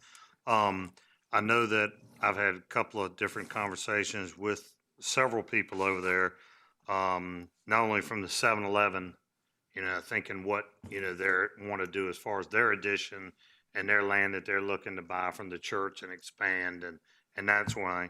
And also the Hankins, and not knowing that they've supposedly secured a right of way under the interstate to get water and sewer at their cost. It wouldn't be our cost, at their cost over there. And knowing that we review this every 5 years, we start in 3.5 years. I'm thinking that, with that would give them enough time that if they have something that they can do that with and put that underneath there, we probably ought to leave that in the PSA to see if there's any potential there, and it doesn't bog up 7-Eleven, it doesn't mess up what you were just talking about, and it doesn't mess up the Hankins piece of property. I would think that, because if something's going to be done, it would have to be done within the next 3 or 4 years, or a plan or something brought to us. If they've already gotten to that point and gone through, I would imagine they have to go federal, state, and that's why VDOT and everything else to get a right of way under the interstate. And if they do, and they can tunnel that under there and bring water and sewer over there, because when I owned a house over there in Croker, one of the things I had a difficulty with was the septic, and had to redesign that because of the fact that even though I was in the PSA, I had no water and sewer. Well, if the Hankins property can in turn get water and sewer over to that, it would enhance what the people are having trouble with their septics and wells and that sort of thing down that way, and possibly could tie in as well and be a service to James City County. So I would like to see that stay in the PSA for another 5-year term. And that would give them enough time. And then if we look in 5 years and say, hey, this is something that, is not moving forward, and the 7-Eleven is not moving forward, the Hankins property is not moving forward, anything's not moving forward, then that would give us, the ability then to look at it in 5 years from now. But, I would like to see that stay within the PSA because of the potential that they're able to get water and sewer across that interstate, which we never thought, at the time would happen. Right. So if it does happen, and has the ability to happen in the next 5 years, then that may change what we're looking at. So I would like to see it stay in there for another 5 years, and we're gonna look at it in five years goes like that. Yeah, well, I guess the reason that I brought this up was simply because my understanding was that the reason we removed this area from the PSA was because we didn't see any means by which we were going to finance extension of And we water won't, sewer. they will. Right. They have to extend all that. So it's not on our plate, has nothing to do with us. If anything happens over there, they have to pay it. They have to extend it. We don't have to do anything. And, my understanding, and I think the board's was that with that piece of property, we didn't think there'd be any way that anybody would get that through. But evidently, I'm hearing that they do have a right of way and they have other hurdles to go over. But, this would give it hadn't hurt anything, it hadn't bothered anything as is, and move on. I'd like to ask a question of Mr. Holt on this. Do we have, obviously that we got part of the PSA that has water and sewer that's on the other side of 64. And how was that accomplished, and is there only one crossing, or can you give us any more detail about what has historically happened in the past? So, just here at first glance, going off of memory, I'm not too familiar with too many other areas on the other side of the interstate that have water and sewer main extensions, but for within Stuntman from scratch when that development first kicked off. Okay, so that was not connected from inside the PSA on the other side of 64. No.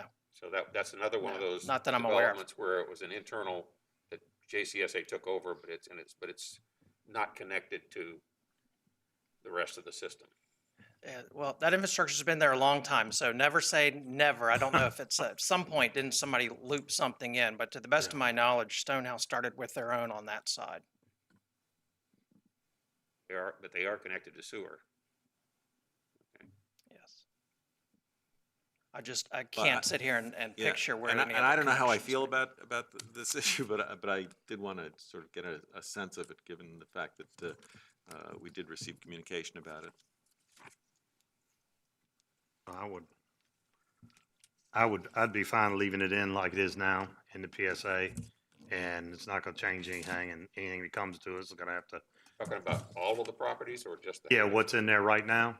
Okay, in other words, it would include all of the land conservancy Yep.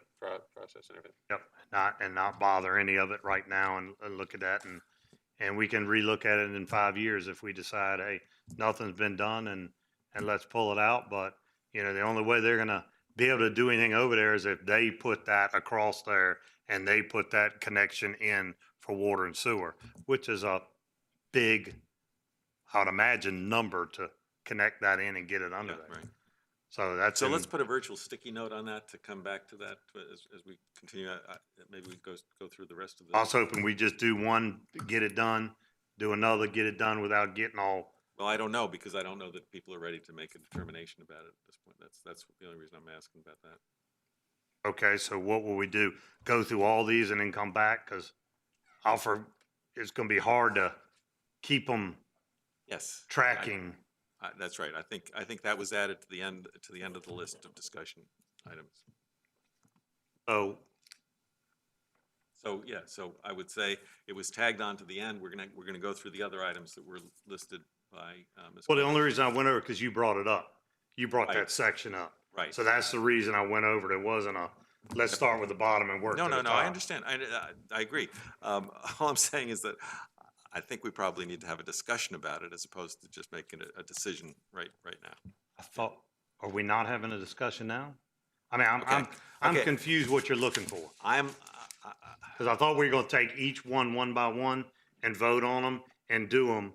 And now we're thinking we're gonna take them all as a group and then come back and try to remember everything we said and vote on those. No, I think I introduced an issue that was not on the list for consideration and just wanted to get a quick answer to a couple of questions about it. And then we'll come back and make a determination about what we want to do.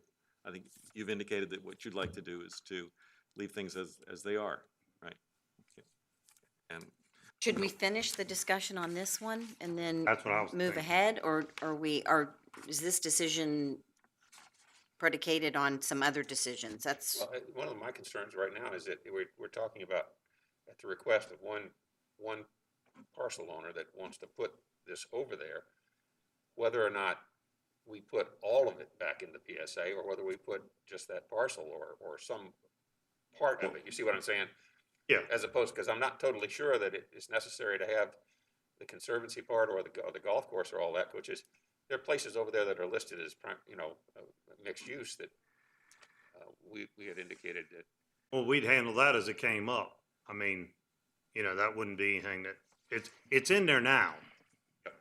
And we talked about taking it out, but it's in there and we're not changing anything if we just leave it as is. So the map that's currently in front of you, Ellen, correct me if I'm wrong, is how it currently exists in the adopted 2034 comprehensive plan land use map. So, conceivably, if you were to say you didn't want to touch it and just sort of leave it as is, it would go back to what is shown on the screen in front of you, with the red line being the PSA line. And then you've got some mixed use designations there on the south side of Croker Road. And then on the other side of Croker Road, again, where the previously referenced 7-Eleven is, on the other side, you have a mix of some low density residential properties and also some neighborhood commercial.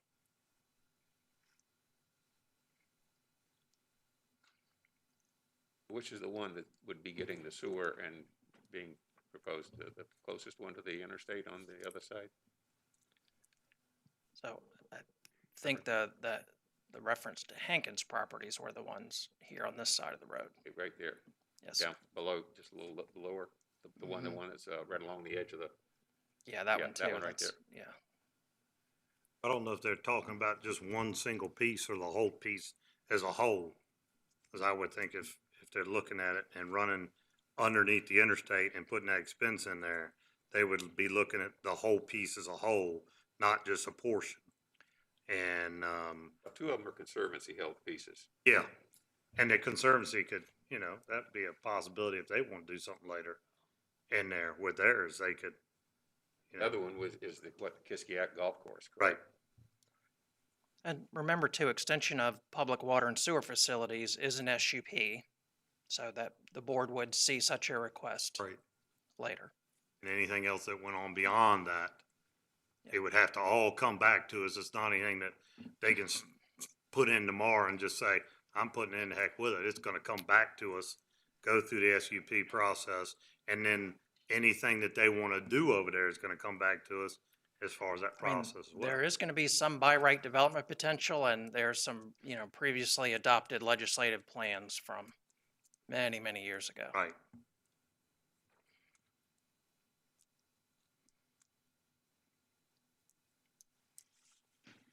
is there a way to just do the 8220 Croker Road? Or do you have to go grab all this other too, or what would be your recommendation? My recommendation would be what would the board like to do. It's a little bit difficult if you jump over a property, Yeah. right? And Yeah. so, the idea of keeping it contiguous to where the board wants it would be be a good place to start thinking about it. Not to answer that question, but just as a reminder, the conservancy parcels are this one and this one, those two. And then the one that's sort of in between those two parcels is the golf course? Yeah. here. Correct. So the Hankins property is the one that's just this piece right here. Yeah, the this is the one that the 8220. board had approved Uh-huh. Right. SUP on most recently for recovery facility. What's the little small piece in there? Right there. I believe that's a piece of the Hankins property as well. There might be the house is on that one. Probably the house site. That's one of them.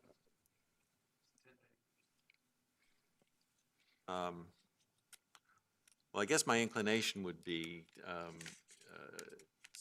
to leave it alone for the 5 years, but, you know, again, I became aware of this yesterday afternoon, or I think it was that, I guess it was Friday that we received this at 5:30.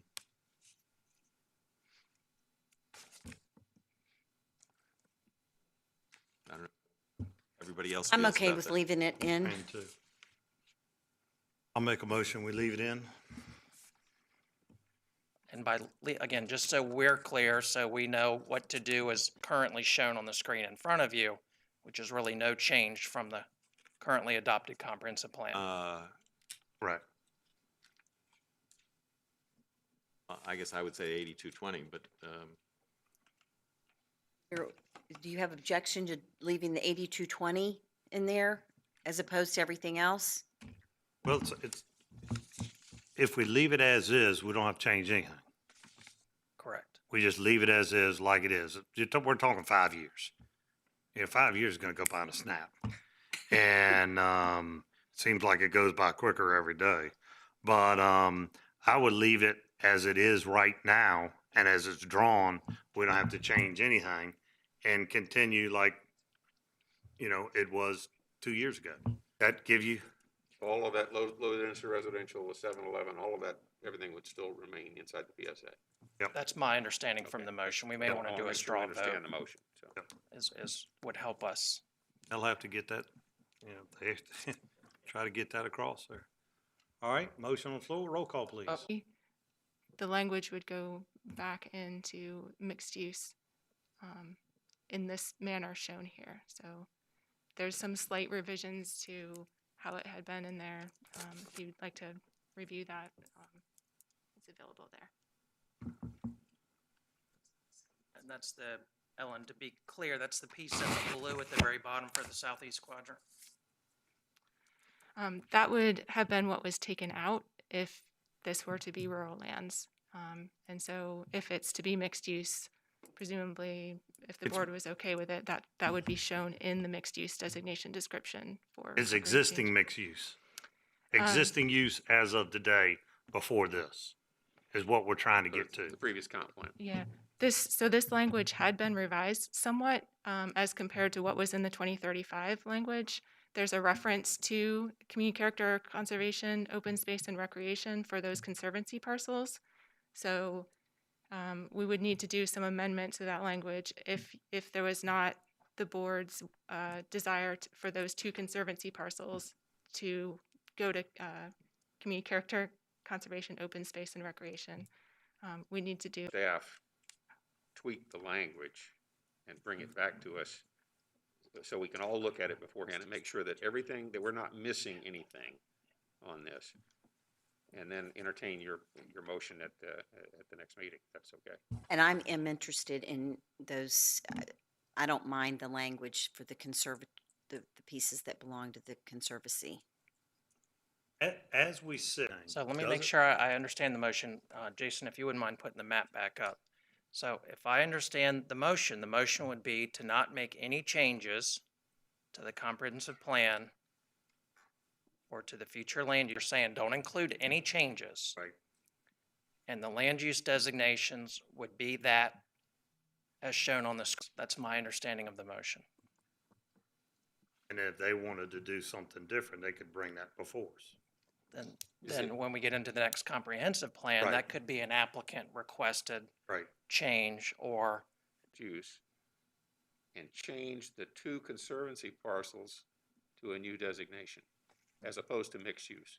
yes, because I think there was some consideration that new designation could occur inside the PSA. Yes.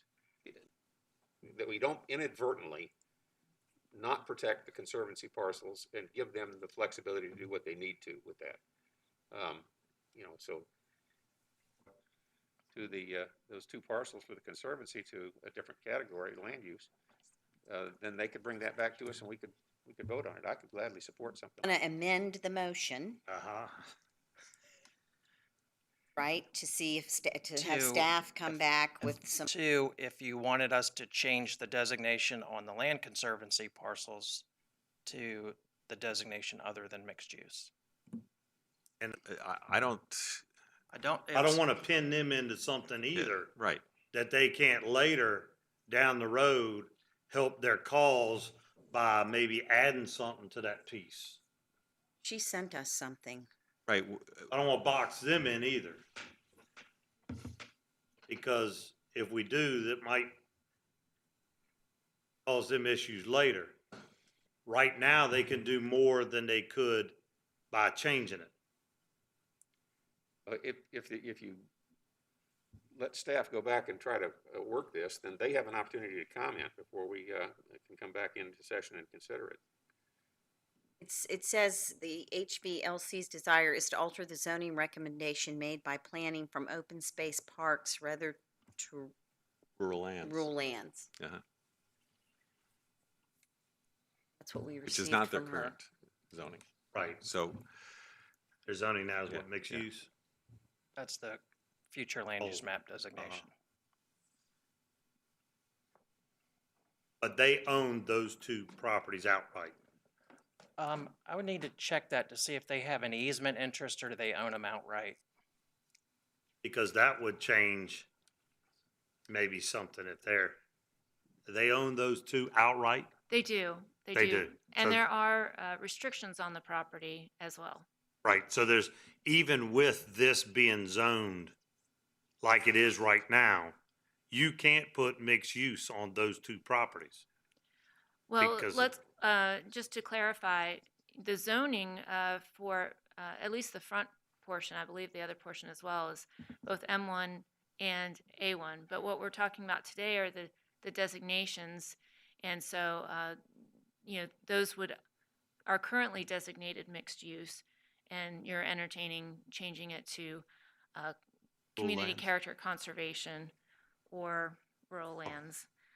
But we haven't discussed it being rural lands throughout this process. So, you know, that would be something else for us to consider. But they still, they still wouldn't be able to do a mixed use in there because of how Correct. they're set up right now, like it is. Right. So it wouldn't change anything as far as what they think with what we're talking about here today, as far as even if we left it like it is. It's just changing it that's gonna cause them an issue to what we were gonna change it to, which caused them the problem. Am I correct on that? So it's interesting, I think Mr. Rosario started out by saying that as far as the comp plan designation goes, it wouldn't pose a conflict. You know, but at the end of the day, remember, you've still got zoning underneath. So for the M1 piece, if they wanted to pursue some agricultural-based activity consistent with the easement, if those actual uses that they wanted to put onto the ground, those at the end of the day still need to be consistent with the zoning. So they And you're wouldn't not be able talking to, about zoning today. You're not talking about an M1 zoning, which is a light industrial office type zoning, or A1, which is the agricultural. So So it they- really depends what they would want to do and where that zoning line. so what we're considering today is basically putting that PSA line, leaving it just like it is. And then we can adjust the zoning on those two parcels. Those are always separate applications. Right. Yes, sir. So we could work with the Land Conservancy after we do this and say, hey, look, what is the zoning you want? And we could hear that. If I can ask a question, I think I'm getting confused with when you're saying zoning. What I'm talking about here is mixed use here is not a zoning. This is a comprehensive plan land use. Correct. And so the zoning is A1 and M1 on those two pieces. What I'm saying is that rather than leaving the comprehensive plan land use as mixed use for those conservation group, that would reflect what they want to be able to do with those parcels, given the restrictions that are already on it. And because if you don't change the land use now, you know, you're still not changing the zoning, but if you don't change the land use now, it's still going to be left as mixed use, and I think it creates more of a problem for them in the long run. But I would like to see what they have to say about the options, what they would prefer, because I don't want to do something on the fly here that, without them having the opportunity to sit and address it, that might adversely affect them in the long term. And I don't think it's. I think we ought to let staff look at it and tell us, here's what their recommendation would be to accomplish what we're trying to accomplish. Okay, so we're good with leaving the PSA, but we want staff to look at those two parcels. And is that what I'm hearing? So we don't need a motion on that. Sadly. But we don't need a motion on that. I can rescind my motion if we can agree that the PSA will stay there, and we're just looking on this parcel to address those two pieces. Yep. And staff will come back to us at the next meeting and say, these are what those two pieces and how they'll work with what the Land Conservancy is looking to do on those two parcels. Is that what I'm hearing?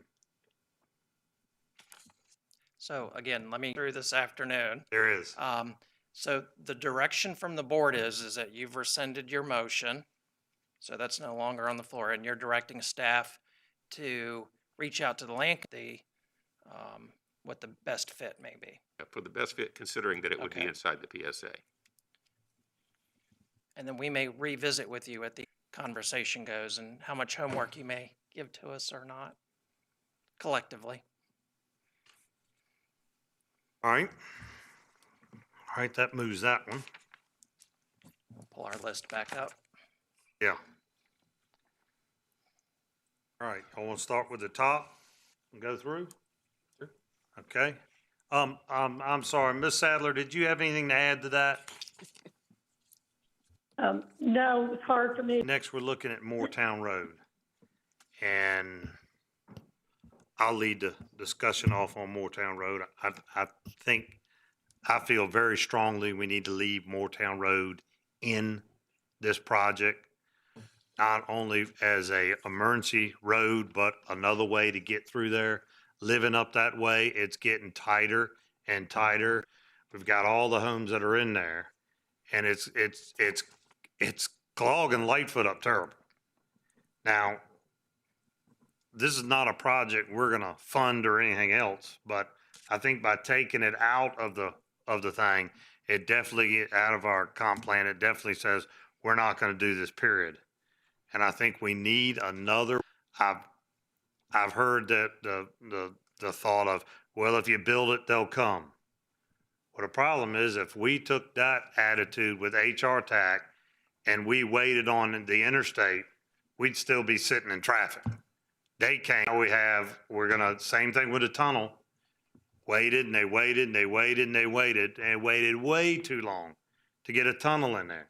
We're gonna have a tunnel by 2025 that's gonna service our area and allow us to get to Virginia Beach. Development's gonna come one way or the other. You try to plan it and make sure it's in the right fit and make sure everything fits right and there's enough commercial and that sort of thing.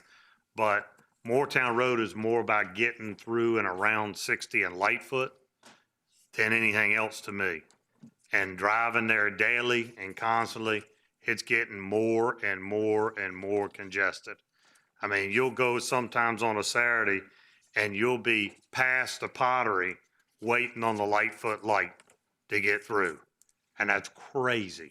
And that's without everybody in those apartments that are in there and all the 900 and some homes they're thinking about putting over there. And when all that comes, Lightfoot's gonna be totally jammed up. It's not our fault. It's not our issue, and I'm not blaming York County on anything. I'm just saying they're building quite a bit up here, and we've got to start planning developed as whatever's developed over that area. And talked to several people, and you know, if you have an access or way in and out of something, and something gets developed, you have a better chance of getting a better development than when you have nothing and somebody tries to develop it and put in a cul-de-sac and stop this, and you can't get around, you can't get in. And a cul-de-sac, you're going in and turn around and come back. It's not changing anything on traffic flow. It's still putting it right back out on old 646 in order to get to 199 or 60. And, you know, Lightfoot Road can't carry what it's got now, and it's definitely not going to carry any more. And there's more going to be put on it. So I think the Moortown Road should be in our comp plan. Doesn't mean we're going to build it. It should be in there as a placeholder of a possibility as years go on. That's my 2 cents. Mr. Chairman, if I could jump in, since that is part Yes, of my ma'am. district up that way. Thank you. I would concur, as the person who sits on Richmond Road frequently trying to get through that area, it's already, as you put it, jammed up. And if to have a placeholder there for the future for potential evacuation routes, I think is critical. And to your point, sorry, I'm struggling today. The notion that if you build it, they will come. Well, I'm sorry, they're already here because they're our neighbors. God bless them. They're already building it. It's already jamming us up. And I think we need to be able to have access to be able to get from point A to point B, take some of that off of Richmond Road, and have a plan for the future, plan ahead so that we can make adjustments as need be, because it's already tight through there. So, and I'll tell you, just I think I've shared with several of you, just trying to get from my house, you can't get on the interstate on the weekends because it is what it is. But to get from where I am in Stonehouse, just to get over maybe to Lowe's or Home Depot, just to try to get up Richmond Road, I've been backed up all the way to James River Equipment, sitting through lights, trying to get through. So I think it would be best for our citizens and for emergency purposes and for good planning purposes that we keep this as a placeholder in our comprehensive plan. Thanks. I'm going to go clear my throat. Sorry. Thank you. All right, other members, y'all's feelings? Well, I still don't see the purpose that's served by this. I don't see how it solves a problem. We're talking about putting this road back into the comprehensive plan, and it's not realistic to assume it would be built anytime in the next several decades. It is certainly not the kind of priority that would rise up. That we've already seen that we have a significant portion of the property that would be served by this land is now in a solar farm for the next 30 years. I just keep coming to the point that where is the traffic going to come? It's going to come out onto Croker Road, and it's going to have to go to Richmond Road, or it's going to have to go to the interstate. And there are plenty of ways to get onto the interstate or to get into town in the area already. I know it's backed up in many instances, but I don't see how this relieves that pressure. It just seems like a road that is designed to encourage a more intensive use and to exacerbate the situation rather than improve it. And I'll grab a comment on that. I understand somewhat of what you're saying, but if I have a choice to go down Rochambeau or 60 on a Saturday, going from Lowe's back to my place, I'm going to go Rochambeau. But when you get on Rochambeau, you may end up being a quarter mile back trying to get onto Croker Road right now with a light. So to have another way to go to get out of the congestion would be a lot better than not having the ability to get out of that area. But isn't that just going to put more traffic onto Croker Road? No, it's going to be the same Well- amount. It just gives you a different way to go to get out quicker. I guess I don't understand that. Huh? If you're providing an alternative to Richmond Road, then there's going to have to be some place that traffic goes. It seems that if they're going to be wanting to move westward on Richmond Road, then they're going to have to go down Croker Road. And that's going to create just a greater issue than you currently experience. Well, when you go down the Rochambeau. best thing about it is Croker Road's getting ready to be widened, so we'll have a lot of pressure off of that road as far as being able to go down, instead of 2 lanes, you're going down 4 lanes, 2 each way. So you're alleviating that congestion. That's what we're doing right now with that. Yeah, it seems to me if you continue down Rochambeau, you're going to get to a road that can handle more traffic than it currently is handling, and that may be a better solution than building a new road through Moortown, through that property, extending Moortown. I guess you'd have to drive it daily to really feel the impact of that area and what it does. And by doing that, I see what happens and what goes on down there. And for the residents down there, how you get through it. Now, it's not going to be something that's going to be built tomorrow. And, once again, it's a placeholder for a possibility of another way to alleviate some traffic. And it was even talked about in one of the studies is an emergency access for different events.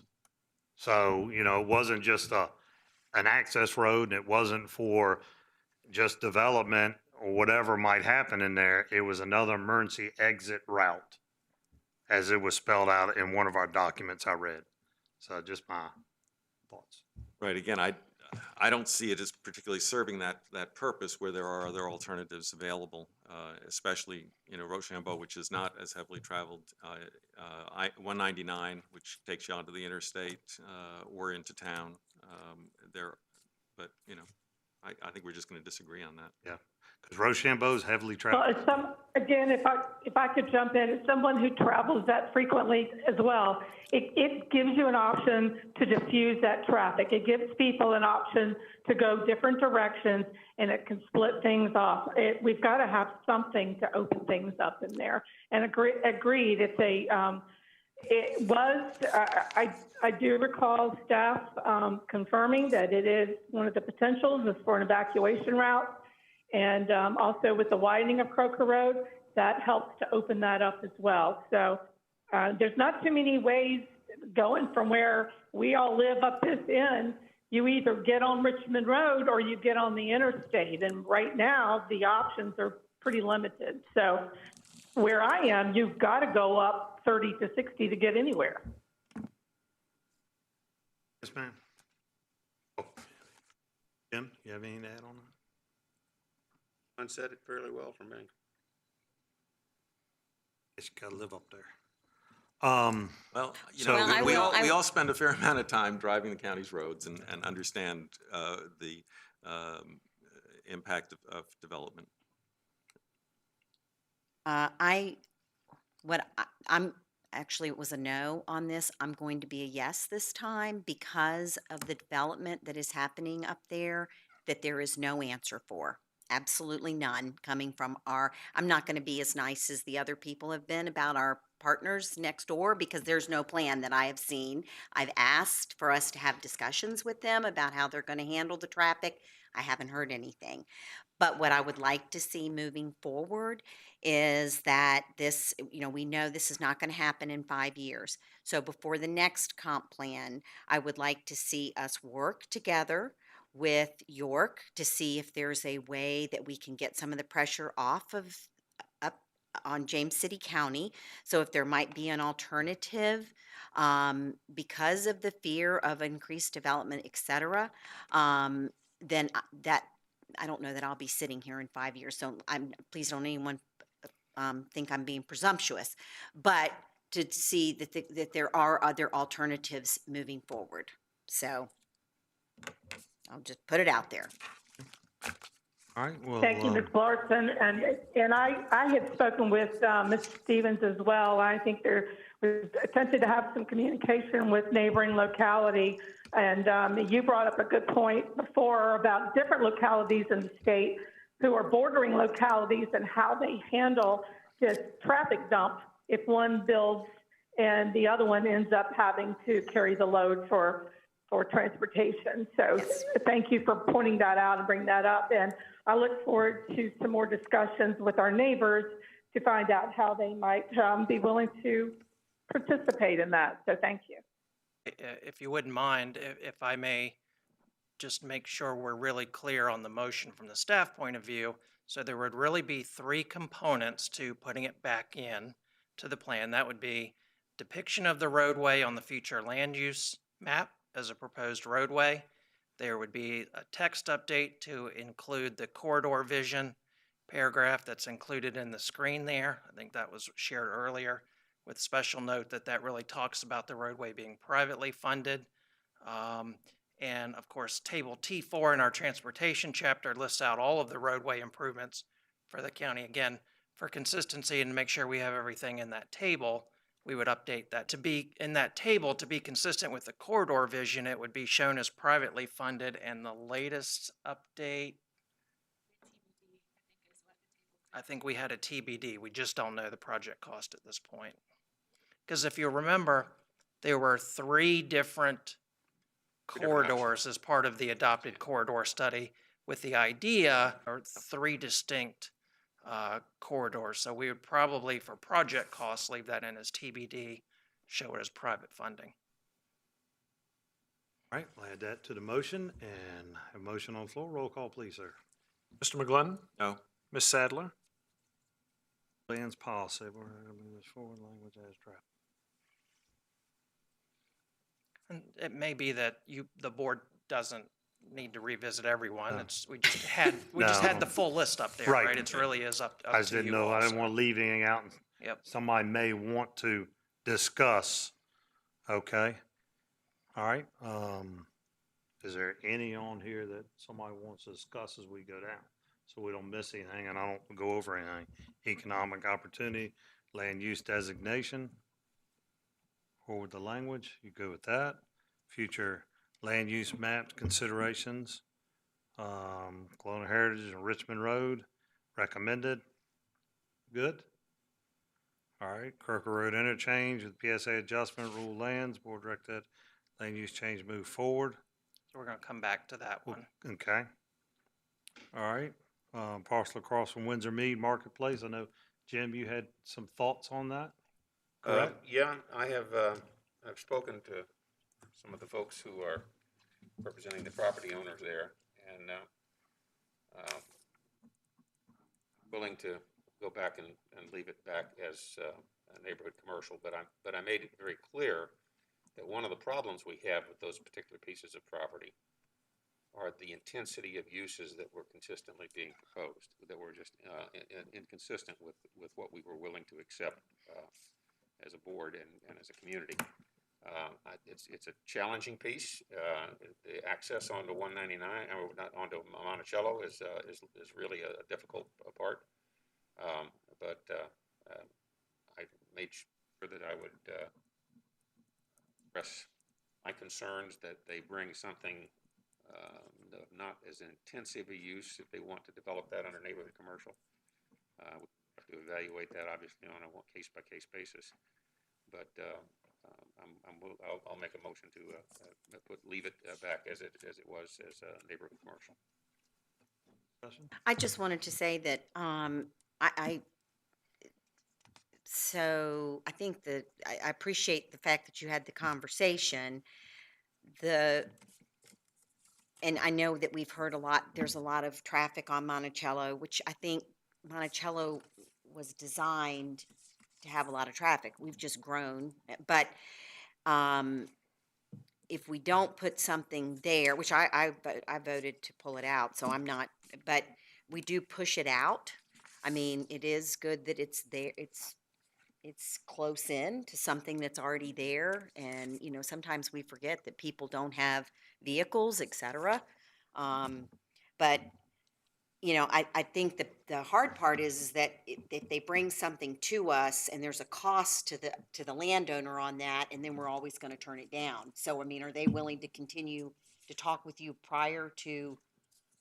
That was what my hope was, because I said, understand that if we leave it neighborhood commercial and you continue bringing back things that are too intensive from a development standpoint or traffic or the impacts that we are looking at, that you're still going to get the board most likely saying no. Those 4 parcels are not developed, and I guess one of them, one or even both of the others that have structures on them, would be for sale. So. And it would only be accessible from, if it was residential, from the Ironbound side. But after discussing it with them, I've made the case that I think we as a board have been concerned about, and I think that they understand that that's what the face going, challenging piece of property. Okay, thank you. Yeah, I'm not going to support retaining the current zoning simply because I just don't think that it would improve anything about the traffic situation on Monticello at this point. And I think it is a parcel that could lend itself to the potential development for some housing that would be affordable and would utilize the back exit off of the road as opposed to utilizing Monticello. So. Sue? No, I supported keeping it neighborhood commercial before, and I still support that. Okay. All right, we have a motion on the floor from Jim. Would roll call, please? Ms. Larson? Aye. Mr. Eisenhower? Aye. Ms. Sadler? Aye.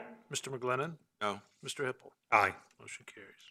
And Mr. Eisenhower, to be clear, that was for all 4 parcels? All 4 parcels. Okay, thank you. Okay, next on our list.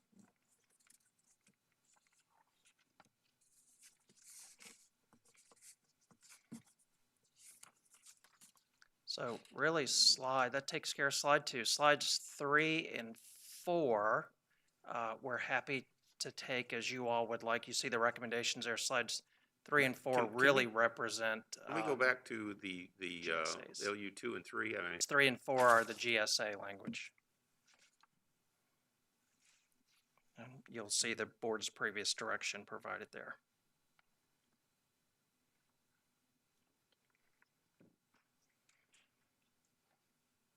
So should I just kick off the conversation? Okay.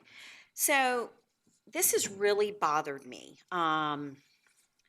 This entire conversation since this started, because we live in a place that is so important to history. We're surrounded by water. We're surrounded by one of the most historic water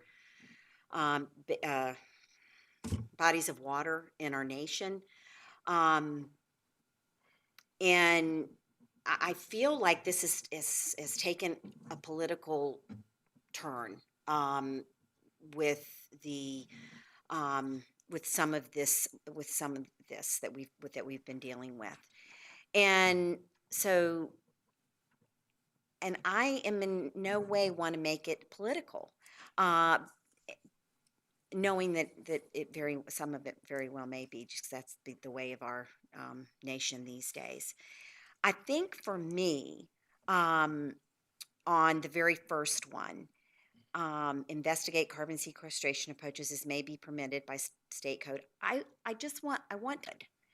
want to know, do we have the staff to do that right now? Is this going to be an unfunded mandate in because that's what it seems like. We're going to put this in and we're going to have an unfunded mandate because we don't know what it means. Or we know what it means, but we're not really set up that way to do that. So I'm okay. I noticed there was some language added until directed by the Commonwealth to implement such no action shall be taken.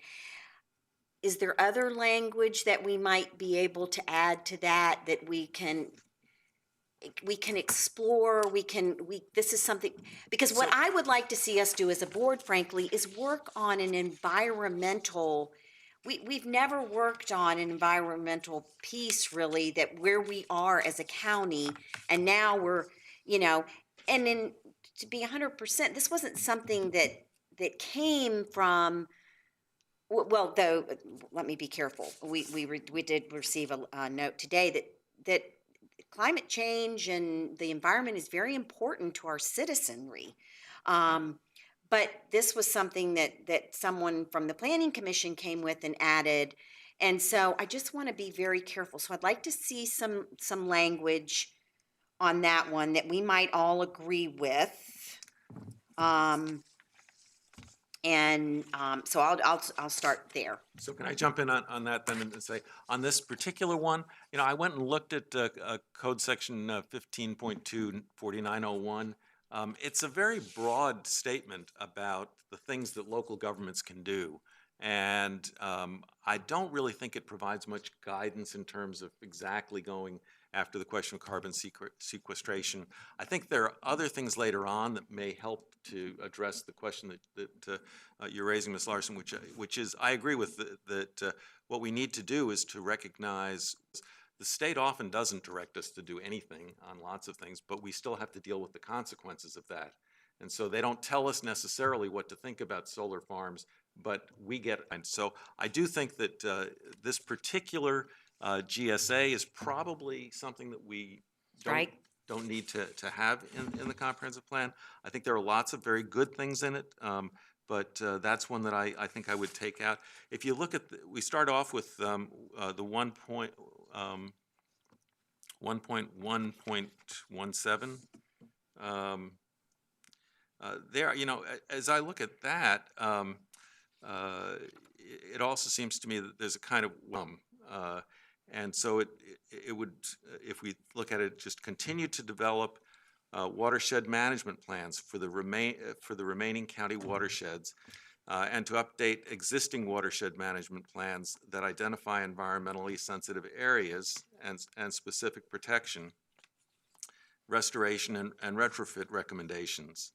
And then, if we sort of put a period there, we already know we do the management studies. We're going to be spending money on consultants who are going to be helping us deal with those things. And I would take out the next portion of it, which says explore the inclusion of ecosystem services considerations and because I don't know what that is. And I just take that out, and then I'd pick up again with evaluation of climate change related precipitation. I would just say something along the lines of these studies should take into account the impact that changing precipitation events are having on our watersheds, just as another one of the goals that we would have for every time we undertake one of these studies. And I think that gets at, what are we already doing? How can we do it a little bit better to take into account the fact that there are more frequent 100-year storms than every 100 years, and just kind of leave it at that. So that would be one.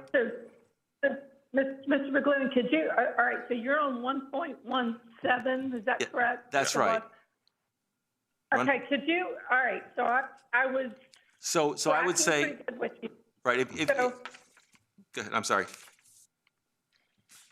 So, no, go ahead. I'm sorry. It's such a delay. I apologize. I'm trying to track what, excuse me, with what you were saying there. Okay. So I would you're saying continue to develop the watershed management plans for the remaining of the county watersheds.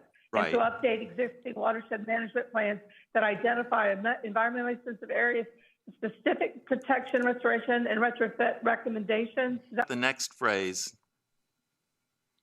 Or the inclusion of ecosystem services and evaluation of climate strike. Okay. Strike out the next. And then basically have all the way to where it says the management plan. Basically, just have a sentence. Maybe take that out that whole section there and replace it with a sentence that simply says include in that in those studies an evaluation of the impact of changing precipitation events on the watershed. I'm good with that. or major. Possible is the best route to go. Mhm. Because then we, like you were saying, we start getting into areas that, what are the answers? Can we back up to what you were saying about carbon sequestration? Is that the 3.7.1? That's We're correct. striking you were that. talking Coming, about? that's coming There's a out. motion to We're- strike that. That's coming To out. strike 3.7.1? Yep. That's coming out, okay. Maybe All we right, should, I'm sorry, I'm just trying, maybe we should I'm do it trying to follow with the dilemma Do- here, I just apologize. to strike these two, I mean, not Yeah, to strike. let's do these two and then we'll continue. Okay. So, So I'll make a motion to strike GSA Environment 3.7.1. okay, And yeah. then I'll make a motion, You wanna do that one? do them separate? Yeah, let's do them separate. Okay. Okay, we've got that one. A motion, roll call? Ms. Larson, Aye. Mr. McGlinnan, Aye. Ms. Sadler, Aye. Mr. Eisenhower, Aye. Mr. Hippel. Aye. Motion carries. Okay, now the next one is the changes that John had on. Make the motion as on- as with changes Supervisor McGlinnan. So has- can I read it back to you? Sure. Make No. sure, make sure I'm writing as fast as I'm hearing. That for GSA Environment 1.17, the first sentence stays the same. The second sentence gets deleted Mhm. and is replaced with a sentence that says, include in those studies a study of the change in precipitation events in the watershed. Yeah, maybe an evaluation of the change, something like that, whatever. It's in that watershed, in the watershed. Evaluation of the impact of change in precipitation events, right? Okay. Okay. And I made my motion. made the Oh, motion? no, I didn't. I'm sorry. Yes, I Yeah, did. you did. Yeah. I was reading it Yeah. back. Yeah, yeah, okay, we have a Just want to motion. verify that's consistent. So the motion is what Paul just read? Yes, correct. Okay. Okay, we have a motion on the floor, roll call? Mr. Eisenhower, Aye. Ms. Sadler, Aye. Mr. McGlinnan, Aye. Ms. Larson. Aye. Mr. Hippel. Aye. Motion carries. Okay, that one moves on. Okay, right. So if we look at the next one, that's GSA 4.5, Environment 4.5. Investigate amending county ordinances to allow or encourage appropriate energy production and conservation technologies in residential areas, i.e. rain barrels, cisterns, residential-sized wind turbines, solar panels, et cetera. So with this one, again, I guess my sense would be that we already kind of, in our subdivision development proposals, encourage the utilization of water conservation practices. That's right, isn't it, Mr. Holt? We do. So certainly things like rain barrels and solar panels are already accounted Yes, for in the current right. ordinances. And so then, where we had some controversy because of people's reservations about new technologies and so forth was in the area of wind turbines, you know, residential scaled wind turbines and solar panels, which I think solar panels are permitted already. They are. I hope so. My neighbors are getting some today. Again, all over, yes, they are permitted with the electrical. Right. That's And what they're doing. Wind turbines on the residential scale is something that we're not really seeing.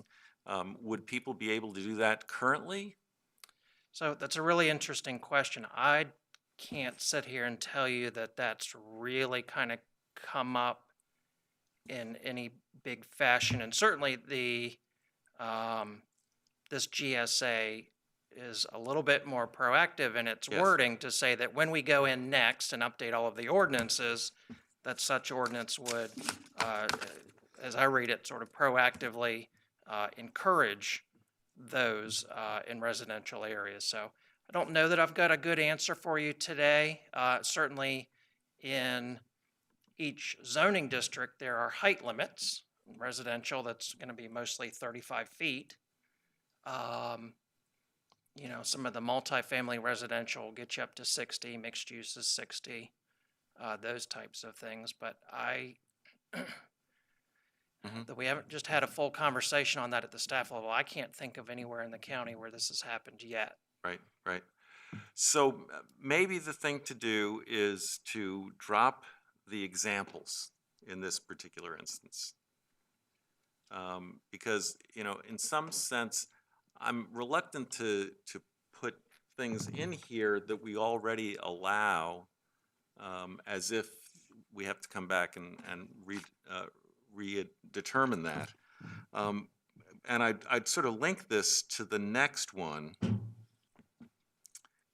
which says investigate ways to amend the county ordinances to address alternative energy production and to amend ordinances or to include SUP conditions that protect and enhance natural resources on alternative energy production sites.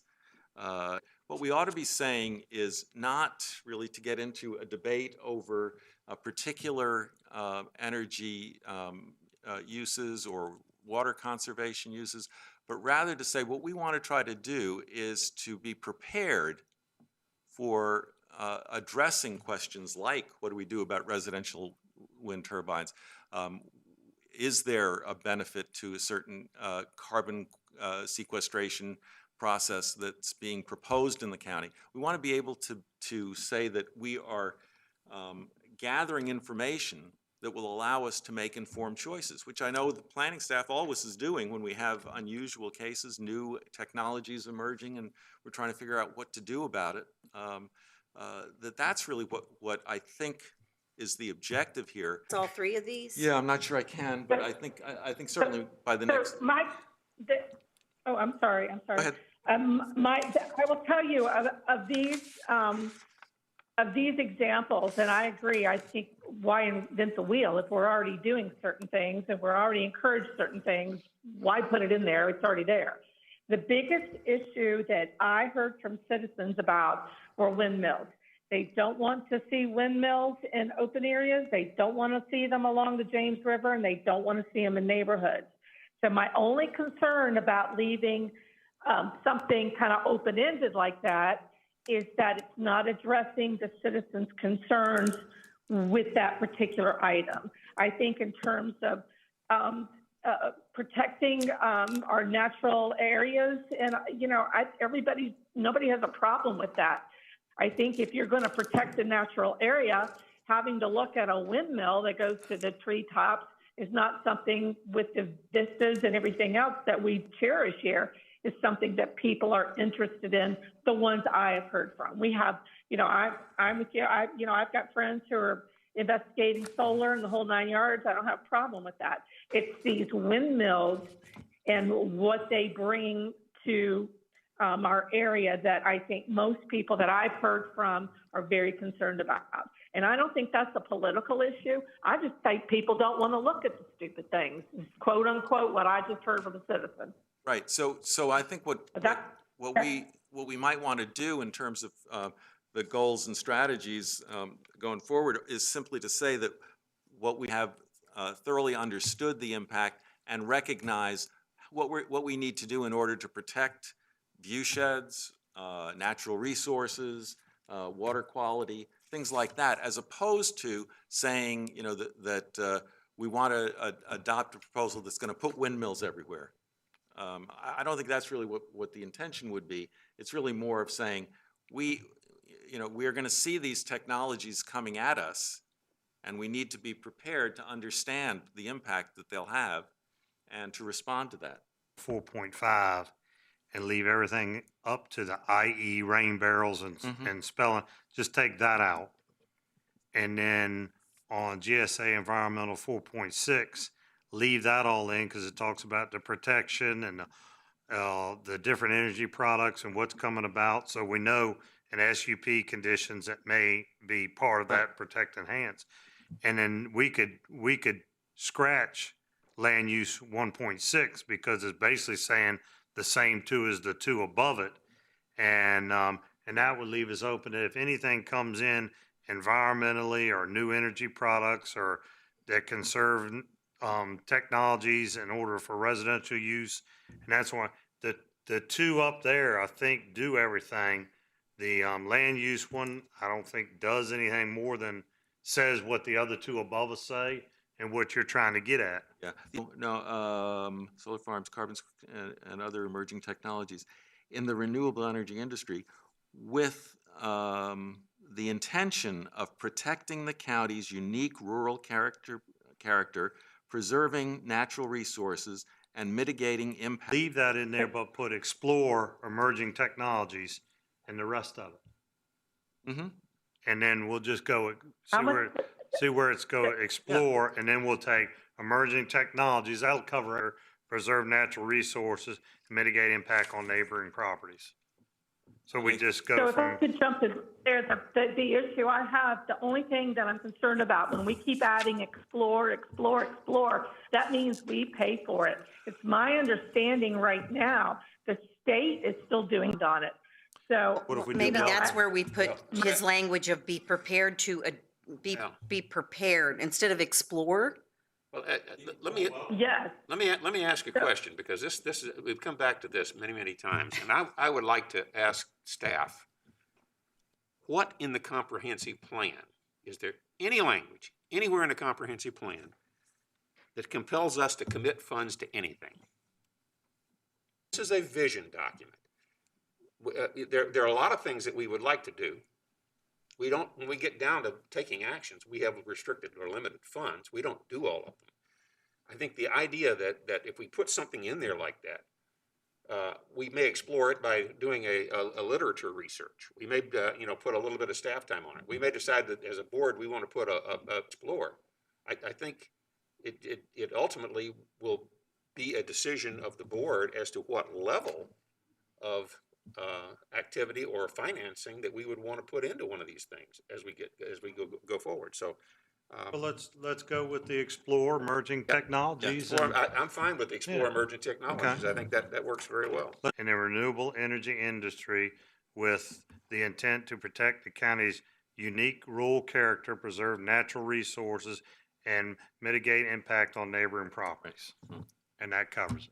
And then you're saying that middle section, rather than getting specific, We'll you're just just take- saying explore Yep. emerging technology. One other question I Keep would it like. generic. So do we want to, while we got that fresh in our mind, make a motion on that one, and Well, don't we have to do for GSA we'll just do, 4.5, 4.6? we'll do those two, but since we've got this one, Well, and I was clear with you as well on 4.5. It seemed like there was consensus to just delete everything within the parentheses. Yep. If that's still the case, you could maybe do those two. I would like to sort of solidify those and then maybe come back to 4.6. It sounds like there was a little bit something different. all right, can I have a motion then on 4.5 to take out everything in the parentheses and vote on that? So moved. So move. We have motion on the floor. Roll call, please, sir. Mr. Eisenhower? Aye. Ms. Sadler? Aye. Mr. McGlinnan? Aye. Ms. Larson? Aye. Mr. Hippel? Aye. Motion All carries. right, now, on GSA Land Use 1.6, we'll go from explore to emerging technology. We'll take out what's in between that. And I read it once, so, Yep, so we've can I got have a that. motion on that one? So moved. So move. Roll call, please, sir. Mr. Eisenhower? Aye. Ms. Sadler? Aye. Ms. Larson? Aye. Mr. McGlinnan? Aye. Mr. Hippel? Aye. Motion carries. All right, now back to environmental 4.6. Pesca ways to amend the county's ordinance to support alternative. I think we had said to address, Uh-huh. to investigate ways right. to amend the county ordinances to address alternative energy Yeah. production and to amend ordinances or include SUP conditions that protect and enhance natural resources on alternative energy production sites, period. So it'd really stay the same with just substituting the word to support to address. Right. Correct. And I'd make that motion. That's a motion. Any discussion? Hearing none. Roll call, sir. Mr. Eisenhower? Aye. Ms. Larson? Aye. Mr. McGlinnan? Aye. Ms. Sadler? Aye. Mr. Hippel? Aye. Motion carries. Okay. What other ones do we have left? Newtown, Newtown. Eastern State. Ah. I think was the last you, on our list. We'll get Supervisor Jason McGlinnan. And again, that, again, don't want to presume, I mean, these are really these first 5 slides are really the items that were on the board's list. We'll sort of get through the Eastern State discussion and really kind of turn it back to you all if you want to continue on and continue to go through the rest of the PC's list or not. You've already talked about some like Moortown Road and the neighborhood commercial. I think that handled I'm everything good. where you had concerns. Probably got through everything. Yeah, I thought is that all the concerns we had on those? Woo! For the comp? So but these are, we're still discussing. Except for these two. Yeah. Okay. Yep, all right. Jim, you had, Wait a minute, which two are we discussing? Eastern State Eastern and State. what now? both eastern states, mixed use and Newtown. I would really am uncomfortable taking action on these at this time. I would sort of like to propose that we defer consideration of them until such time as the developer comes in with a specific plan of development. Now, I know that there are some concerns from the state folks about behavioral health campus over there, potentially Old Town Medical, all those things. And when we talked about the potential for a county site on one of those, I think that's a very important part that needs to be addressed or negotiated.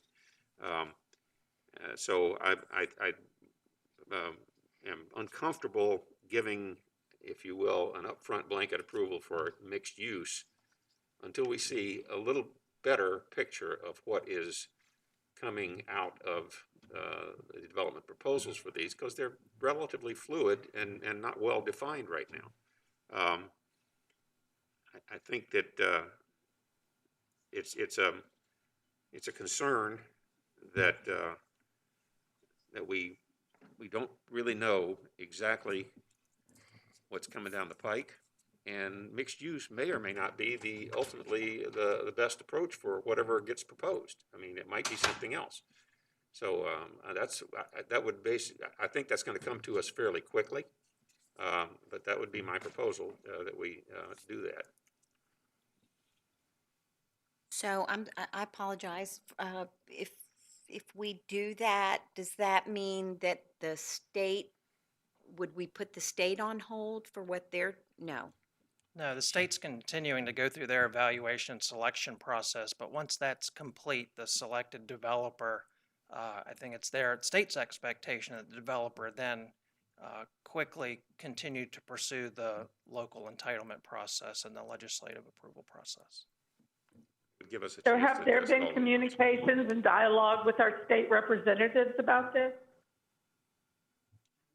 Yeah, Sue, I will tell you that that John McGlennon had a conversation with Senator Mason about it earlier today, and I think their concern was they didn't want to anything that we would do to necessarily impact the potential for that medical campus that they were talking about or planning. And I think that we can reassure them on that fact, that all we want to do is see what comes out of the developer's proposal and make sure that we do a land use that is compatible with that. And there's obviously a lot of negotiation that will go on once a successful bidder is determined and they're ready to engage with the county in the process. So will a person actually bid on something that they don't know what our board would potentially do with it? They're bidding on it already. And is there a timeline as to when we could expect to hear back from them? That I can't tell you for sure when that would be, but I think you're probably going to hear about it in a matter of probably a couple of weeks or months, if not longer than that. Now, so you'd want to pull these out? It would be basically a deferral on action on it until such time as we get an approval, an application for a rezoning. But if we're, regardless of what their plan is, we get another bite at this apple, if we zone it, we still have to approve their plan. They could come in with a plan, we go, we're not going to pass that. I understand. You could. The problem is, what if they come in with a plan that's not compatible with mixed use? Now you got to go back and take a look, and you have something that's different. We don't know exactly what's going to be proposed. No, All right. but the only thing I worry about. And some of what we hope gets proposed may be a result of negotiations that we engage in with the successful applicant for the process, for the property. Only thing I'd be worried about is we get a bite at this when it comes back to us, as far as whether we like it or not, what it's going to be and what it's not going to be, and how if it's got enough mixed use and everything else in it to help with children and schools and that sort of thing, and a possible site, like you said, for a county place, something. And but will it send a message out if we pull this and make it separate to any potential buyer that goes, you know, I heard James City County was a pain to work with, and this just shows you again. Yeah, I know what you're trying to do and I'm not against that. I'm just wondering what it might send out from this board that may say, forget it. You know, this is ridiculous. I'm not even gonna deal with that. If they can't even tell us that we're looking at a zoning of X, and then I'm gonna bring them hundreds of thousands of dollars worth of plans and everything else, and what it's gonna take to do this. What's And, the advantage? Oh, sorry. and, you know, and it's still within the PSA, so it'd just be taking it out of, from what it's zoned now and putting it into the mixed use and get it out of the public lands, I believe it, isn't it public lands now? What's it? Public lands, okay. Federal, state, And we're just yeah. taking out public land and putting it in mixed use. And, doesn't mean we're putting anything in there or anything else, just like some of the other things we've done tonight. I just don't want to send, if the board decides to go in this direction, then I want to make sure we send a good message out that we're not trying not to do work with somebody, or with somebody that has a good plan of developing this. And with the medical side of it and all that, that's important to, you know, Old Town and everything else that we're trying to put together, or they're trying to put together, which I think will be a very important piece of this. And John, I know you had a few things you said you wanted to. Yeah, I did just want to say that I think my inclination is to say, to agree with Mr. Eisenhower and say, you know, let's keep it in public lands for now. I do think that tends to maximize our leverage in a situation where we're sort of off on the sidelines while the state talks to developers, and it's kind of an opportunity for us to say, hey, remember, you've still got us to deal with on this particular matter.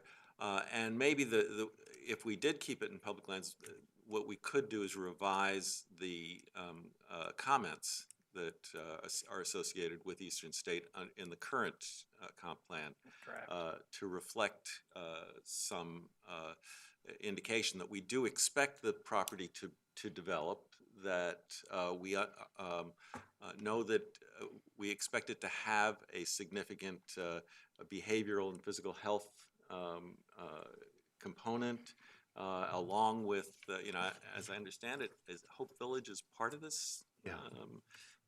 So maybe just something that indicates that as well, and recognize the need to balance those services to the community with an opportunity for development to be sustainable, economically sustainable. And I don't know if that sort of captures enough of what we want to say, just to indicate that, you know, we recognize that whoever is going to come into develop needs to make some money. And maybe I'd just also say something, and that with the county has priorities for land use that may fit with the, there's going to be a behavioral health component to this, that we recognize Hope Village, that we'd like to participate in some of the utilization of the land. And Is the state's interest primarily in the behavioral health aspect? And are they okay with the folks you've spoken with?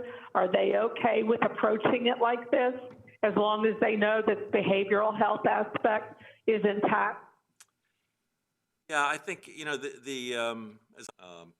but also I think it's important to our state legislators that we provide for the colonial behavioral health system as a component of this development. Yeah, we've said Old Town a couple of times, and I've not heard Old Town say any, I just want to be, I just want to be real Right. careful. Old Town hasn't said anything about wanting, or about going there, so I don't know where they are with that, Right, yeah.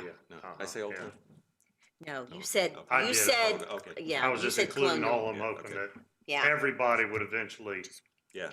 yeah. I think what I would like to see is I'd like to see staff, when they come back to us again next time, bring us back a language that sort of reflects what John had outlined, what our expectations are. Because I think that what we have right now is we have a lot of very concerned people in our community about the fact that the pieces of property are going on the block, the developers are chomping at the bit, and I can tell you, I don't mind them having an attitude about James City County that we may be a little difficult to work with, because there are standards here that maybe aren't being applied elsewhere, but the piece of property is integral. It's the core of our urban area of our county, and how it gets developed is crucial to the future of our county and our county residents.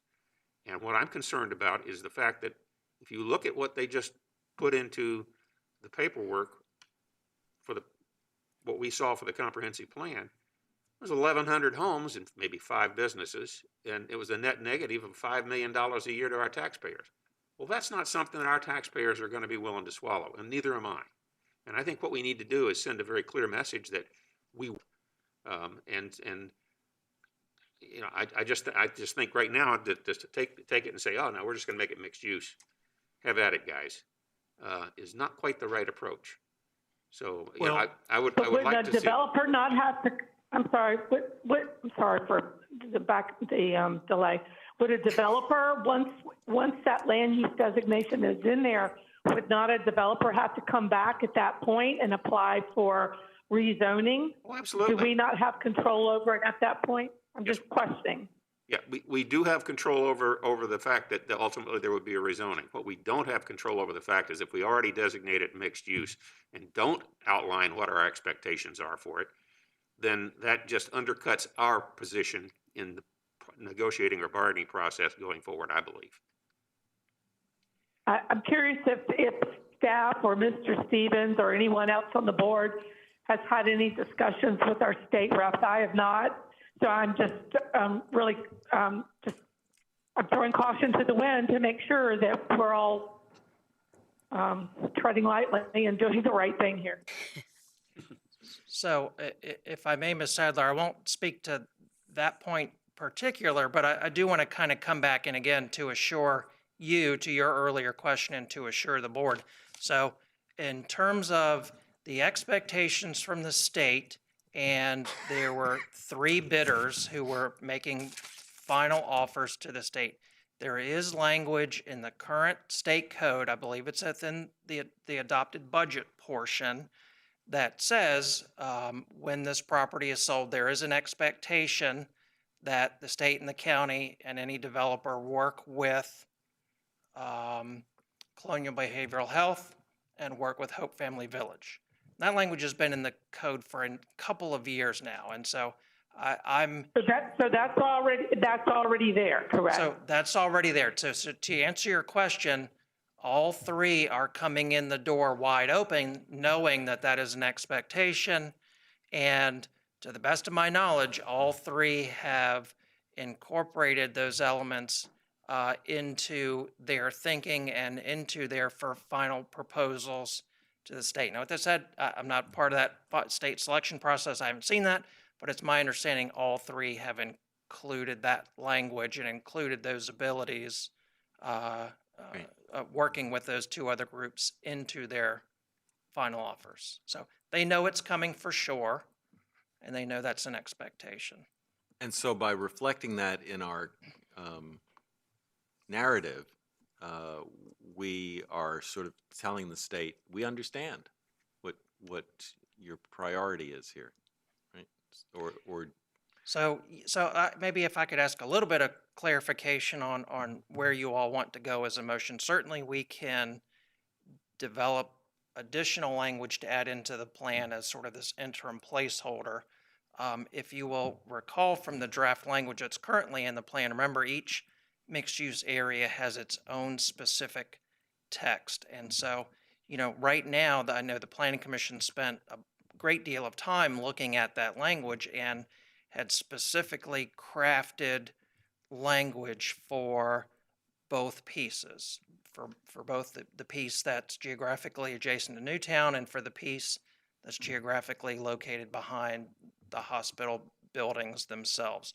And so that's specifically tailored language, draft language is in the plan that's currently before you. That language has also been shared very specifically with all three companies putting in offers with the state. So, that language, there's a lot of specificity in there about, this property in particular has several environmental concerns. This property in particular, there's going to be a need to demonstrate how traffic is going to be accommodated. So there's really sort of two options, if I may. It could be that we develop new language that the board could review when we bring this thing back. Or, it could be as part of your motion that you postpone action on these two land use applications, but that when such rezoning is brought back, that staff evaluates the rezoning application based on the draft 2045 language that's currently in the plan. Yeah, it'd be our pleasure. I think we have that.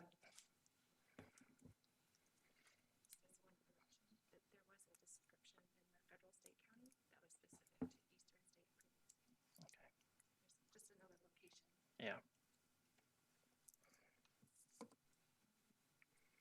But the revised language that's in the plan for this mixed use area, see if we can highlight for you. So forgive for a moment, we've shown it as strike through because we weren't quite sure.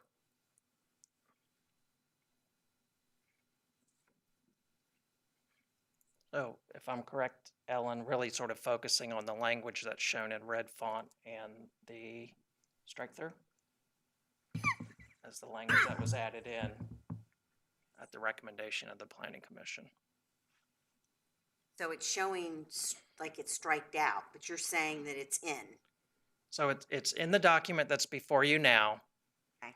We had proactively thought this one was going to be postponed, so we proactively shown it as being struck through. Okay, gotcha.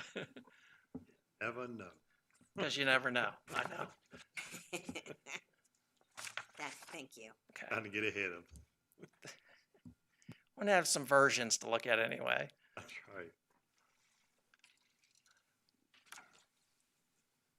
So if we postpone this while you're looking that up, if this will be deferred, postponed, what kind of time frame are you looking at for postponement or deferment?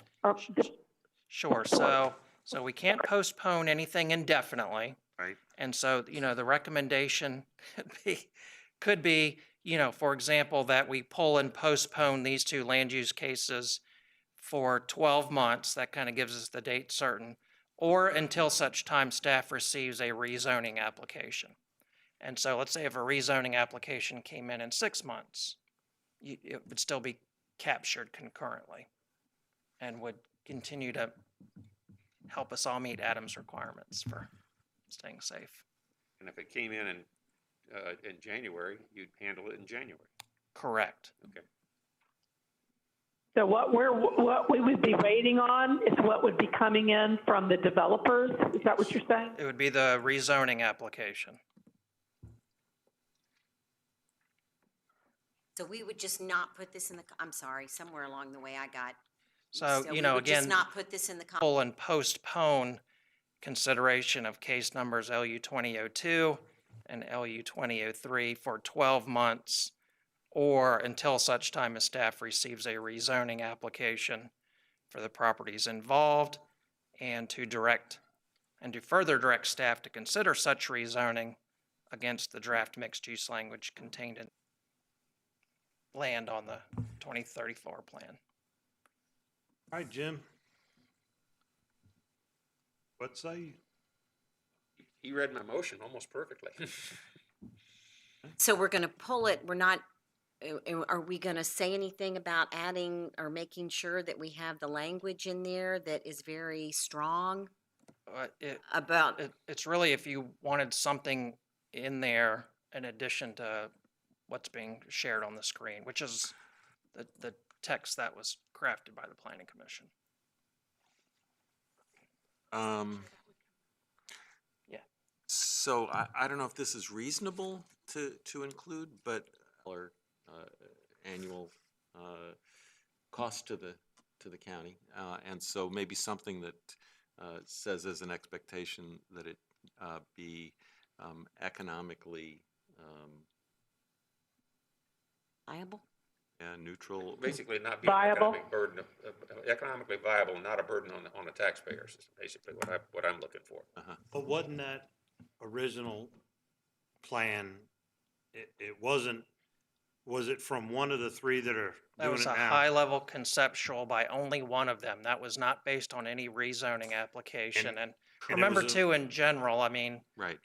Worst case most scenario. residential developments are not fiscally positive at any level. Right.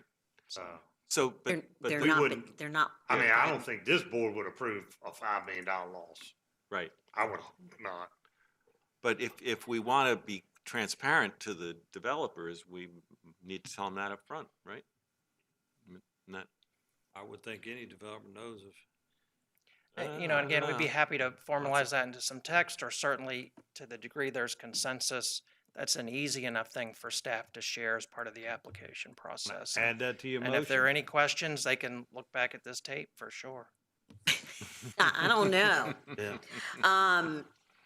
But the one thing,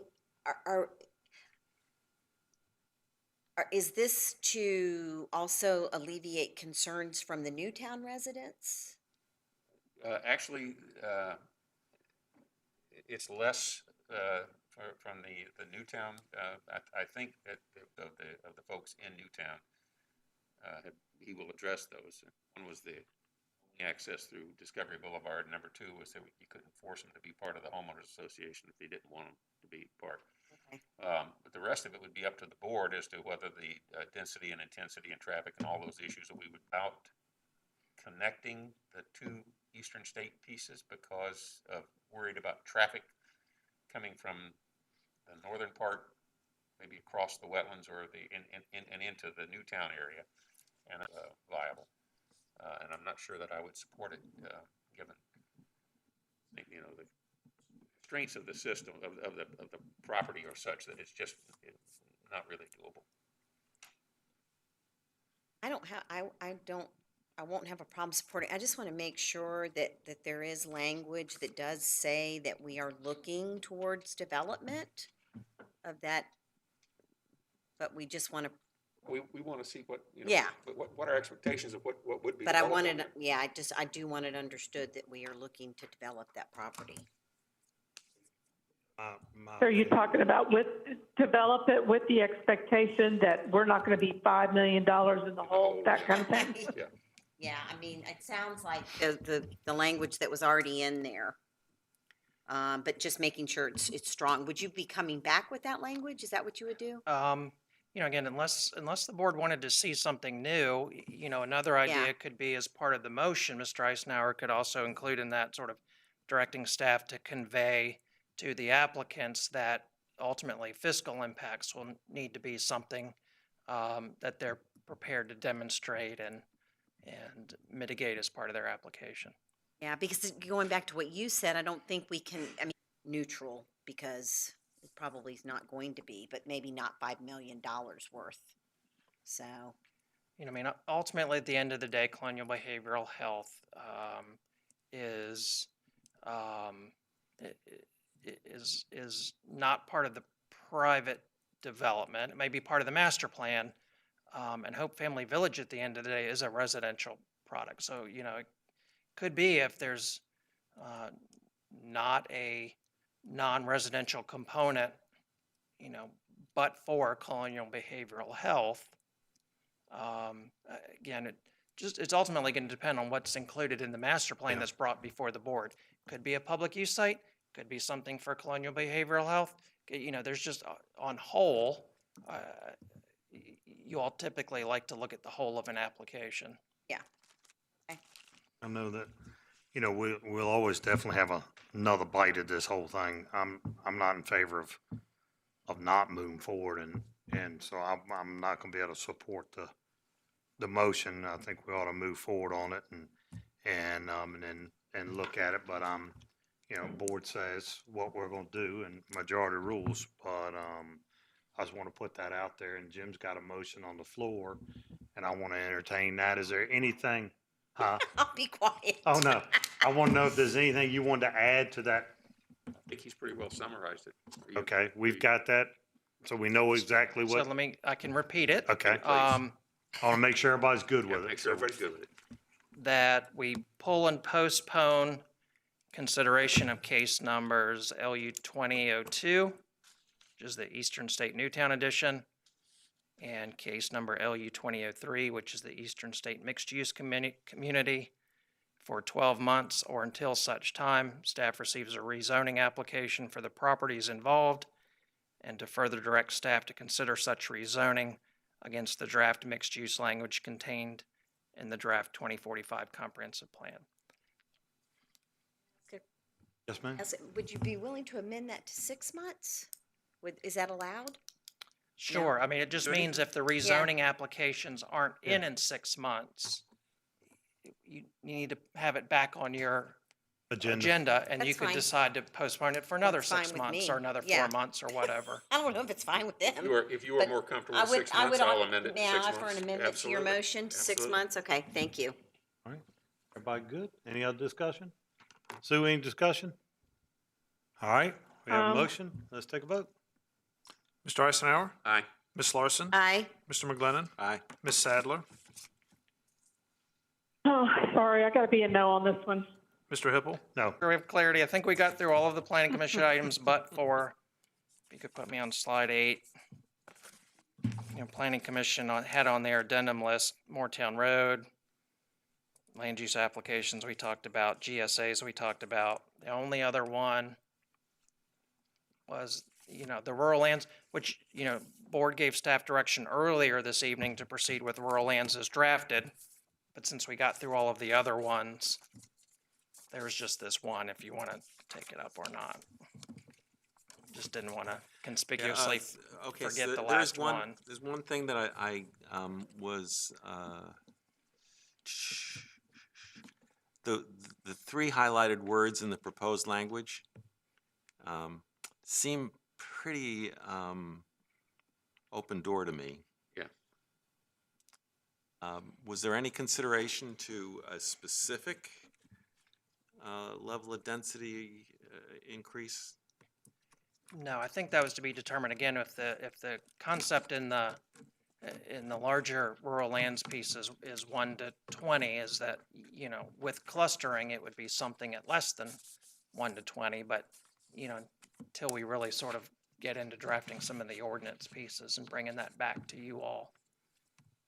Now, the, on the clustering, and it works good for certain lots, but sometimes you want to cluster because there's less infrastructure and less work and all that, and then you cluster this area, and then you put the rest of the land in a land conservancy, or not land conservancy, but a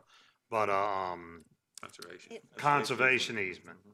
But during that, and there's nothing else you can do with it but put it in a conservation easement.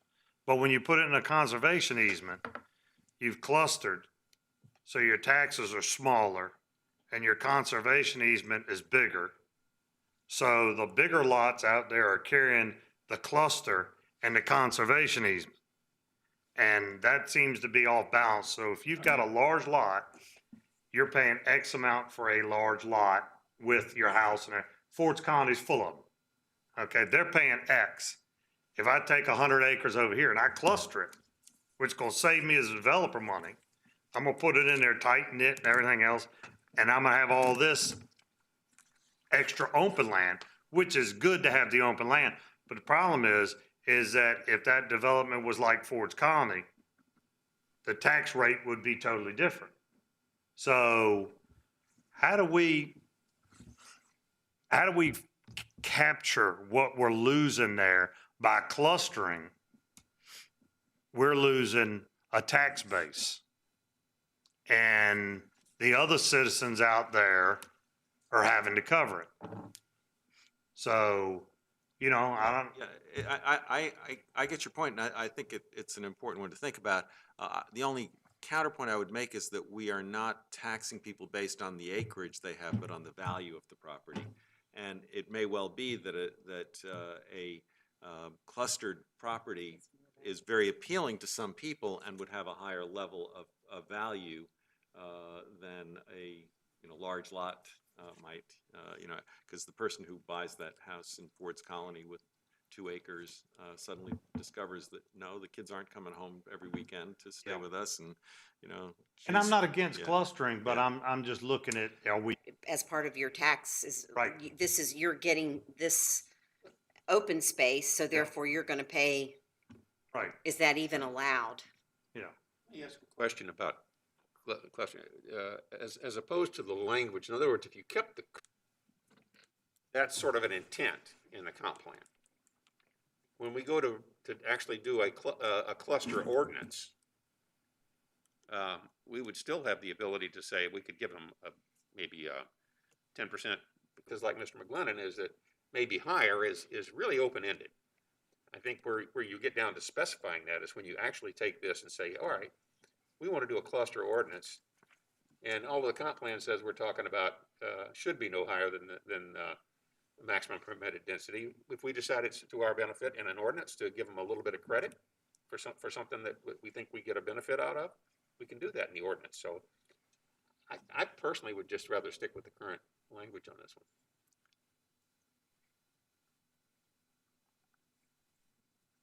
That's what I'm hearing. I'm maybe keep with the current language. As long as we just look at, Yeah. the possibilities Yeah, of, you can always look at that. because some of this we're losing in the long run as far as the county, and I want to make sure, I think you can never make it perfect for everyone, but our taxpayers that are paying X, I want to make sure they're not paying more to cover some other things.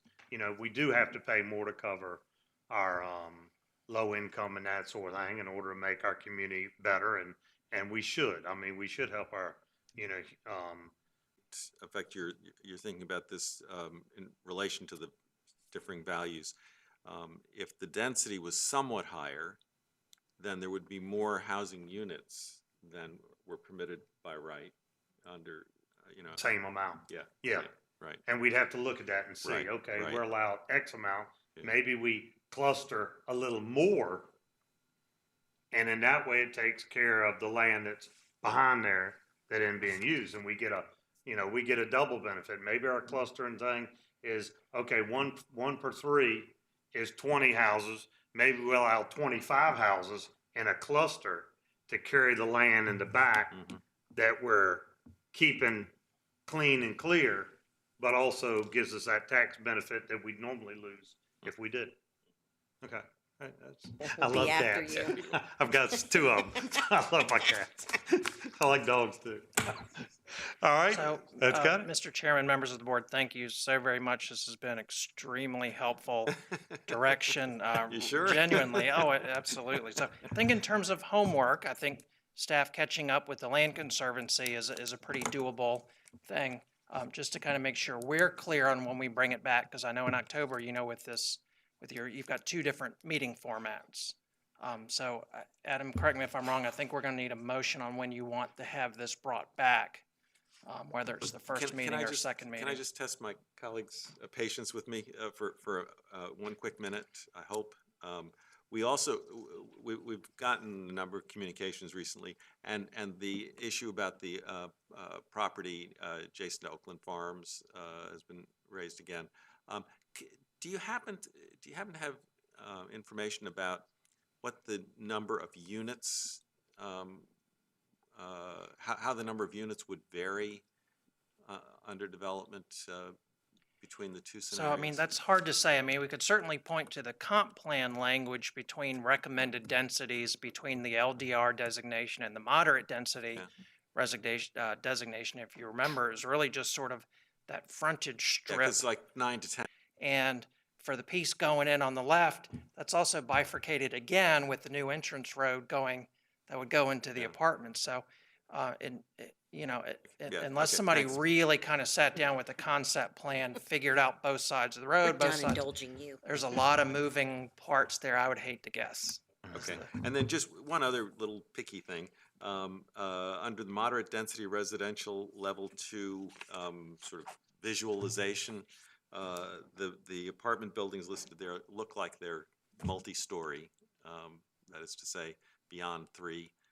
Is that just because that was stock photo, or is there something in it that would suggest that this kind of density is going to require buildings that are taller than 3 stories? I would say it's illustrative only because, again, as was mentioned earlier, until we get in and really rewrite the ordinance, mixed use currently, I think we looked up, allows for 5 stories, 60 feet.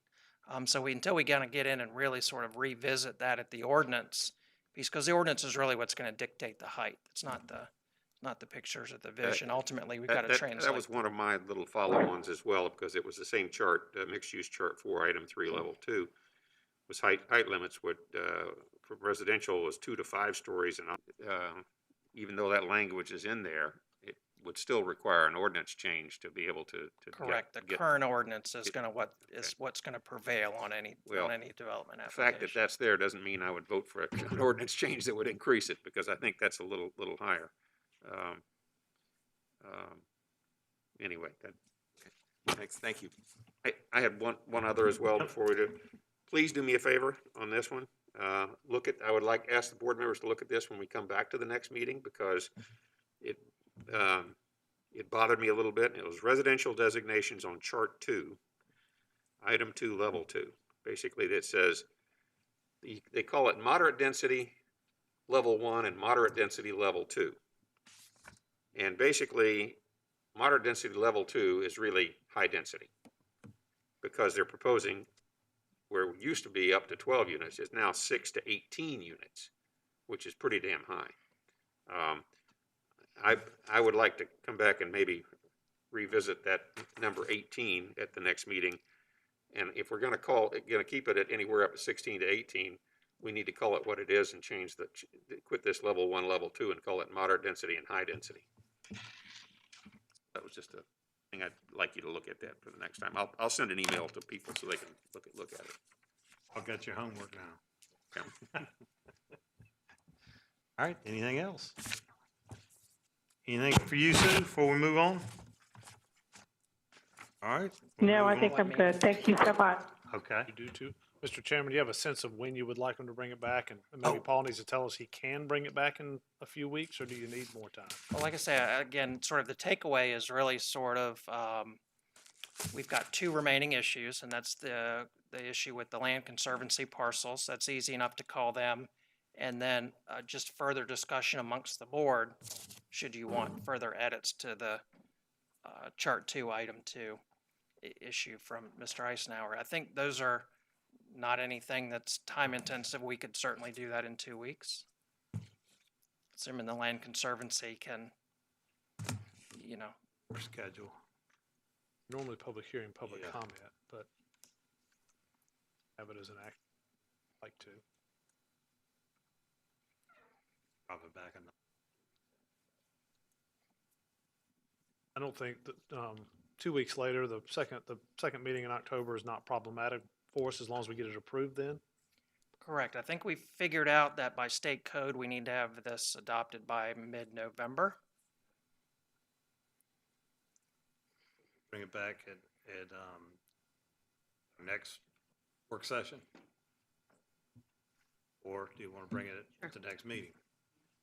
I'd say the next work session, because I don't want to push these guys too hard. Let's do on that. it. And I'd also just like to sort of publicly say that while we already had a public hearing on this, we've made some changes along the way, and if there are people who want something to say about, want to say something publicly about it, they would have that opportunity at our next regular meeting to come to public comment.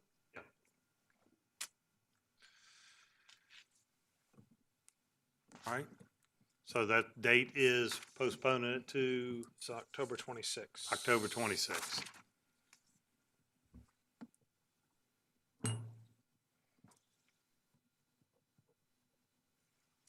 Is everything for you? It does. Thank you. Thank you. Appreciate it.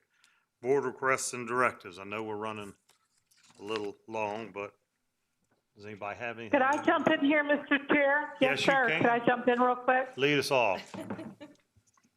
All right. So I have great news. We have another award. We're just riddled with awards in James City County. So with our, I'll just read it for you. At the annual conference last month, the Southern Economic Development Council, or SEDC, that is commonly known, recognized their 2021 Community and Economic Development Award recipients.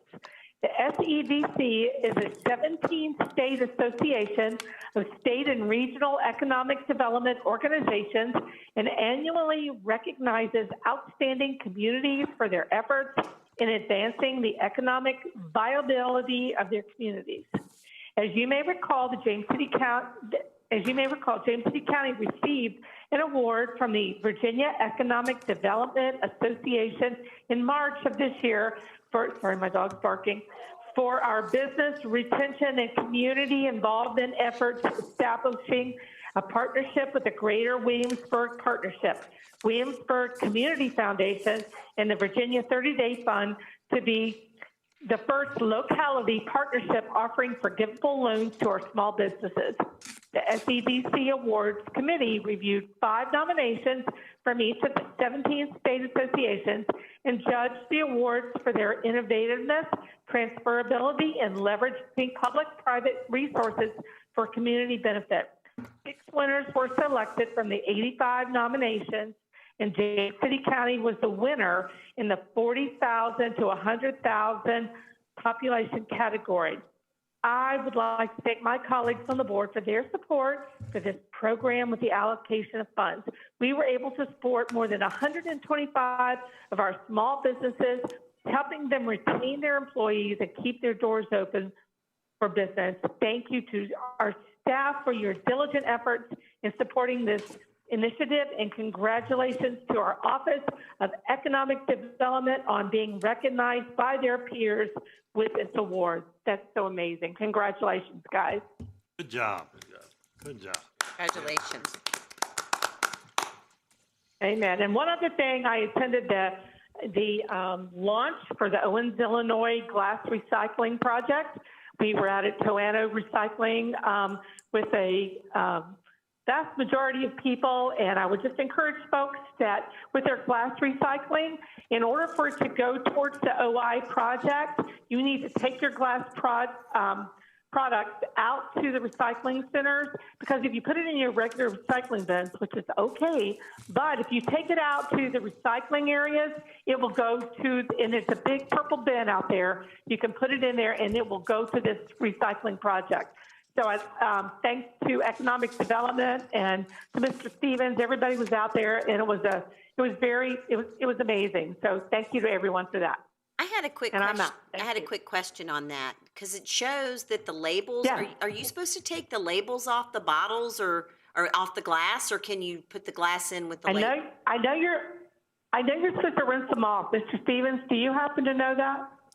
Sorry. I think you can put it with labels and all, but I will confirm that and we'll let the board know. Okay, because in the pictures it showed, and so I think somebody even asked that on the James City County social media. Okay. I'll confirm that. Okay. Thanks.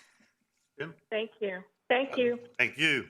I just wanted to make one observation. I went with Mr. McGlinnan. I believe Ruth was out there for the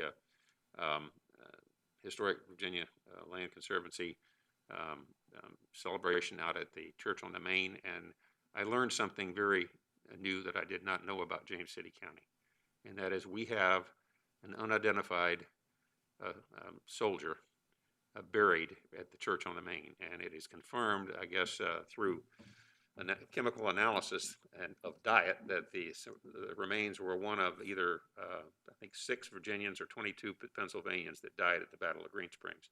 So we have our own unknown soldier tomb at Church on the Main from the Revolutionary War. And I had no idea that that was there, and I think it's very important for all of us in the community to recognize that. And I know our veterans organizations will be interested to learn about it. It was really incredible. I have to, oh, sorry. Could you tell me again where that is, please? That's at Church on the Main, right by Mainland Farm. Thank you.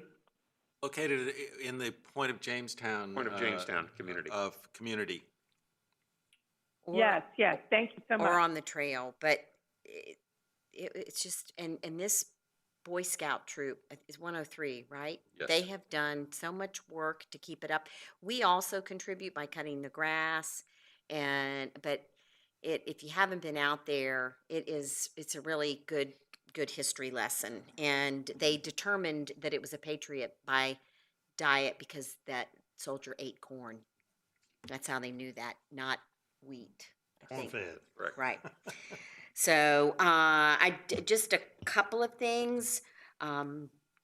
Did have our tourism council meeting last week, and we took a little dip in August, but that was the beginning of the Delta variant, plus kids going back to school, et cetera. So we expected that, but we really did have we are working our way up to 2019, where the last that was the occupancy that was recorded in this area in 29 was the highest it had been in years. And so we are back there, really, I think, considering that there's very little business travel, though we met at Kings Mill, and that day they did have a conference going on with actual people in there. But business travel is not fully back yet to the thousands that you are used to, nor groups, no school groups, no bus tours, that kind of thing. So hopefully that will come back soon. The more people that we can get vaccinated and we can get people traveling again, that would be great. Still having a employment issue here with our Busch Gardens, Colonial Williamsburg. Everybody's having labor issues, restaurants. People, please be patient, but everybody's working as hard as they can. I went out to Jamestown, Mr. Eisenhower. Well, you were there as well, you and Terry. So the three of us were out at Jamestown Island for a reception, which was a beautiful night, and very nice to be invited out there. And I went to the food bank and participated in the elected officials' day. And that's just always a good reminder of everything that they do to support our community and the surrounding communities. And as you can imagine, they've really taken a hit with COVID. So please consider when you're checking out and they say, do you want to buy this $5 box of food, if you can help in any way. And we did the backpacks for schools, and they are currently serving 200 students in the Williamsburg-James City County school system with their backpacks that they send home on the weekend. So we appreciate all that they're doing there. And I'm sure there's more, but I'll stop there. I'll have my Old Town Medical meeting last night. Nothing new to add there. I just mentioned that I did attend the two events that Mr. Eisenhower and Ms. Larson already mentioned, but would also just like to express on behalf of the board condolences to Bruce Goodson, former member of the board, on the loss of his father. You may recall that his mother passed away not long ago as well. So just think of Mr. Goodson and his family. All right, next we'll move into the county administrator's report. Chair, members of the board, one thing I'd like to do, I know we recognize and thank Jason Purse and Liz Parham for their work on the redistricting, but the one that did all the work behind the scenes was Kim Hazelwood in our GIS section, and certainly the three of them worked very well to bring those maps, and that's all I have to share with you this evening. Thank you. Yes, sir. Does a wonderful job for us. All right, next I'll look for a motion to go into closed session. and consideration of personnel matter and appointment of individuals to county boards and/or commissions pursuant to Section 2.2-3711A1 of the Code of Virginia and pertaining to the Stormwater Program Advisory Commission. So we've got, so moved. Roll call, sir. Mr. Eisenhower? Aye. Ms. Larson? Aye. Mr. McGlinnan? Aye. Ms. Sadler? Aye. Mr. Hippel? Aye. And Going to closed session.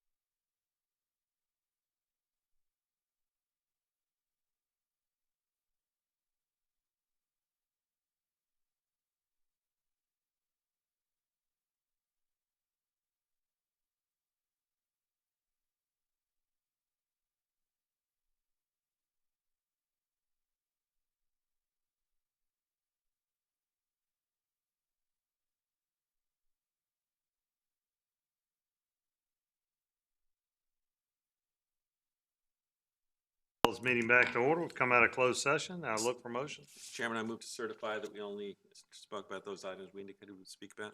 Thank you. Roll call, please, sir. Mr. Eisenhower? Aye. Ms. Larson? Aye. Mr. McGlinnan? Aye. Ms. Sadler? Aye. Mr. Hippel? Aye. Motion carries.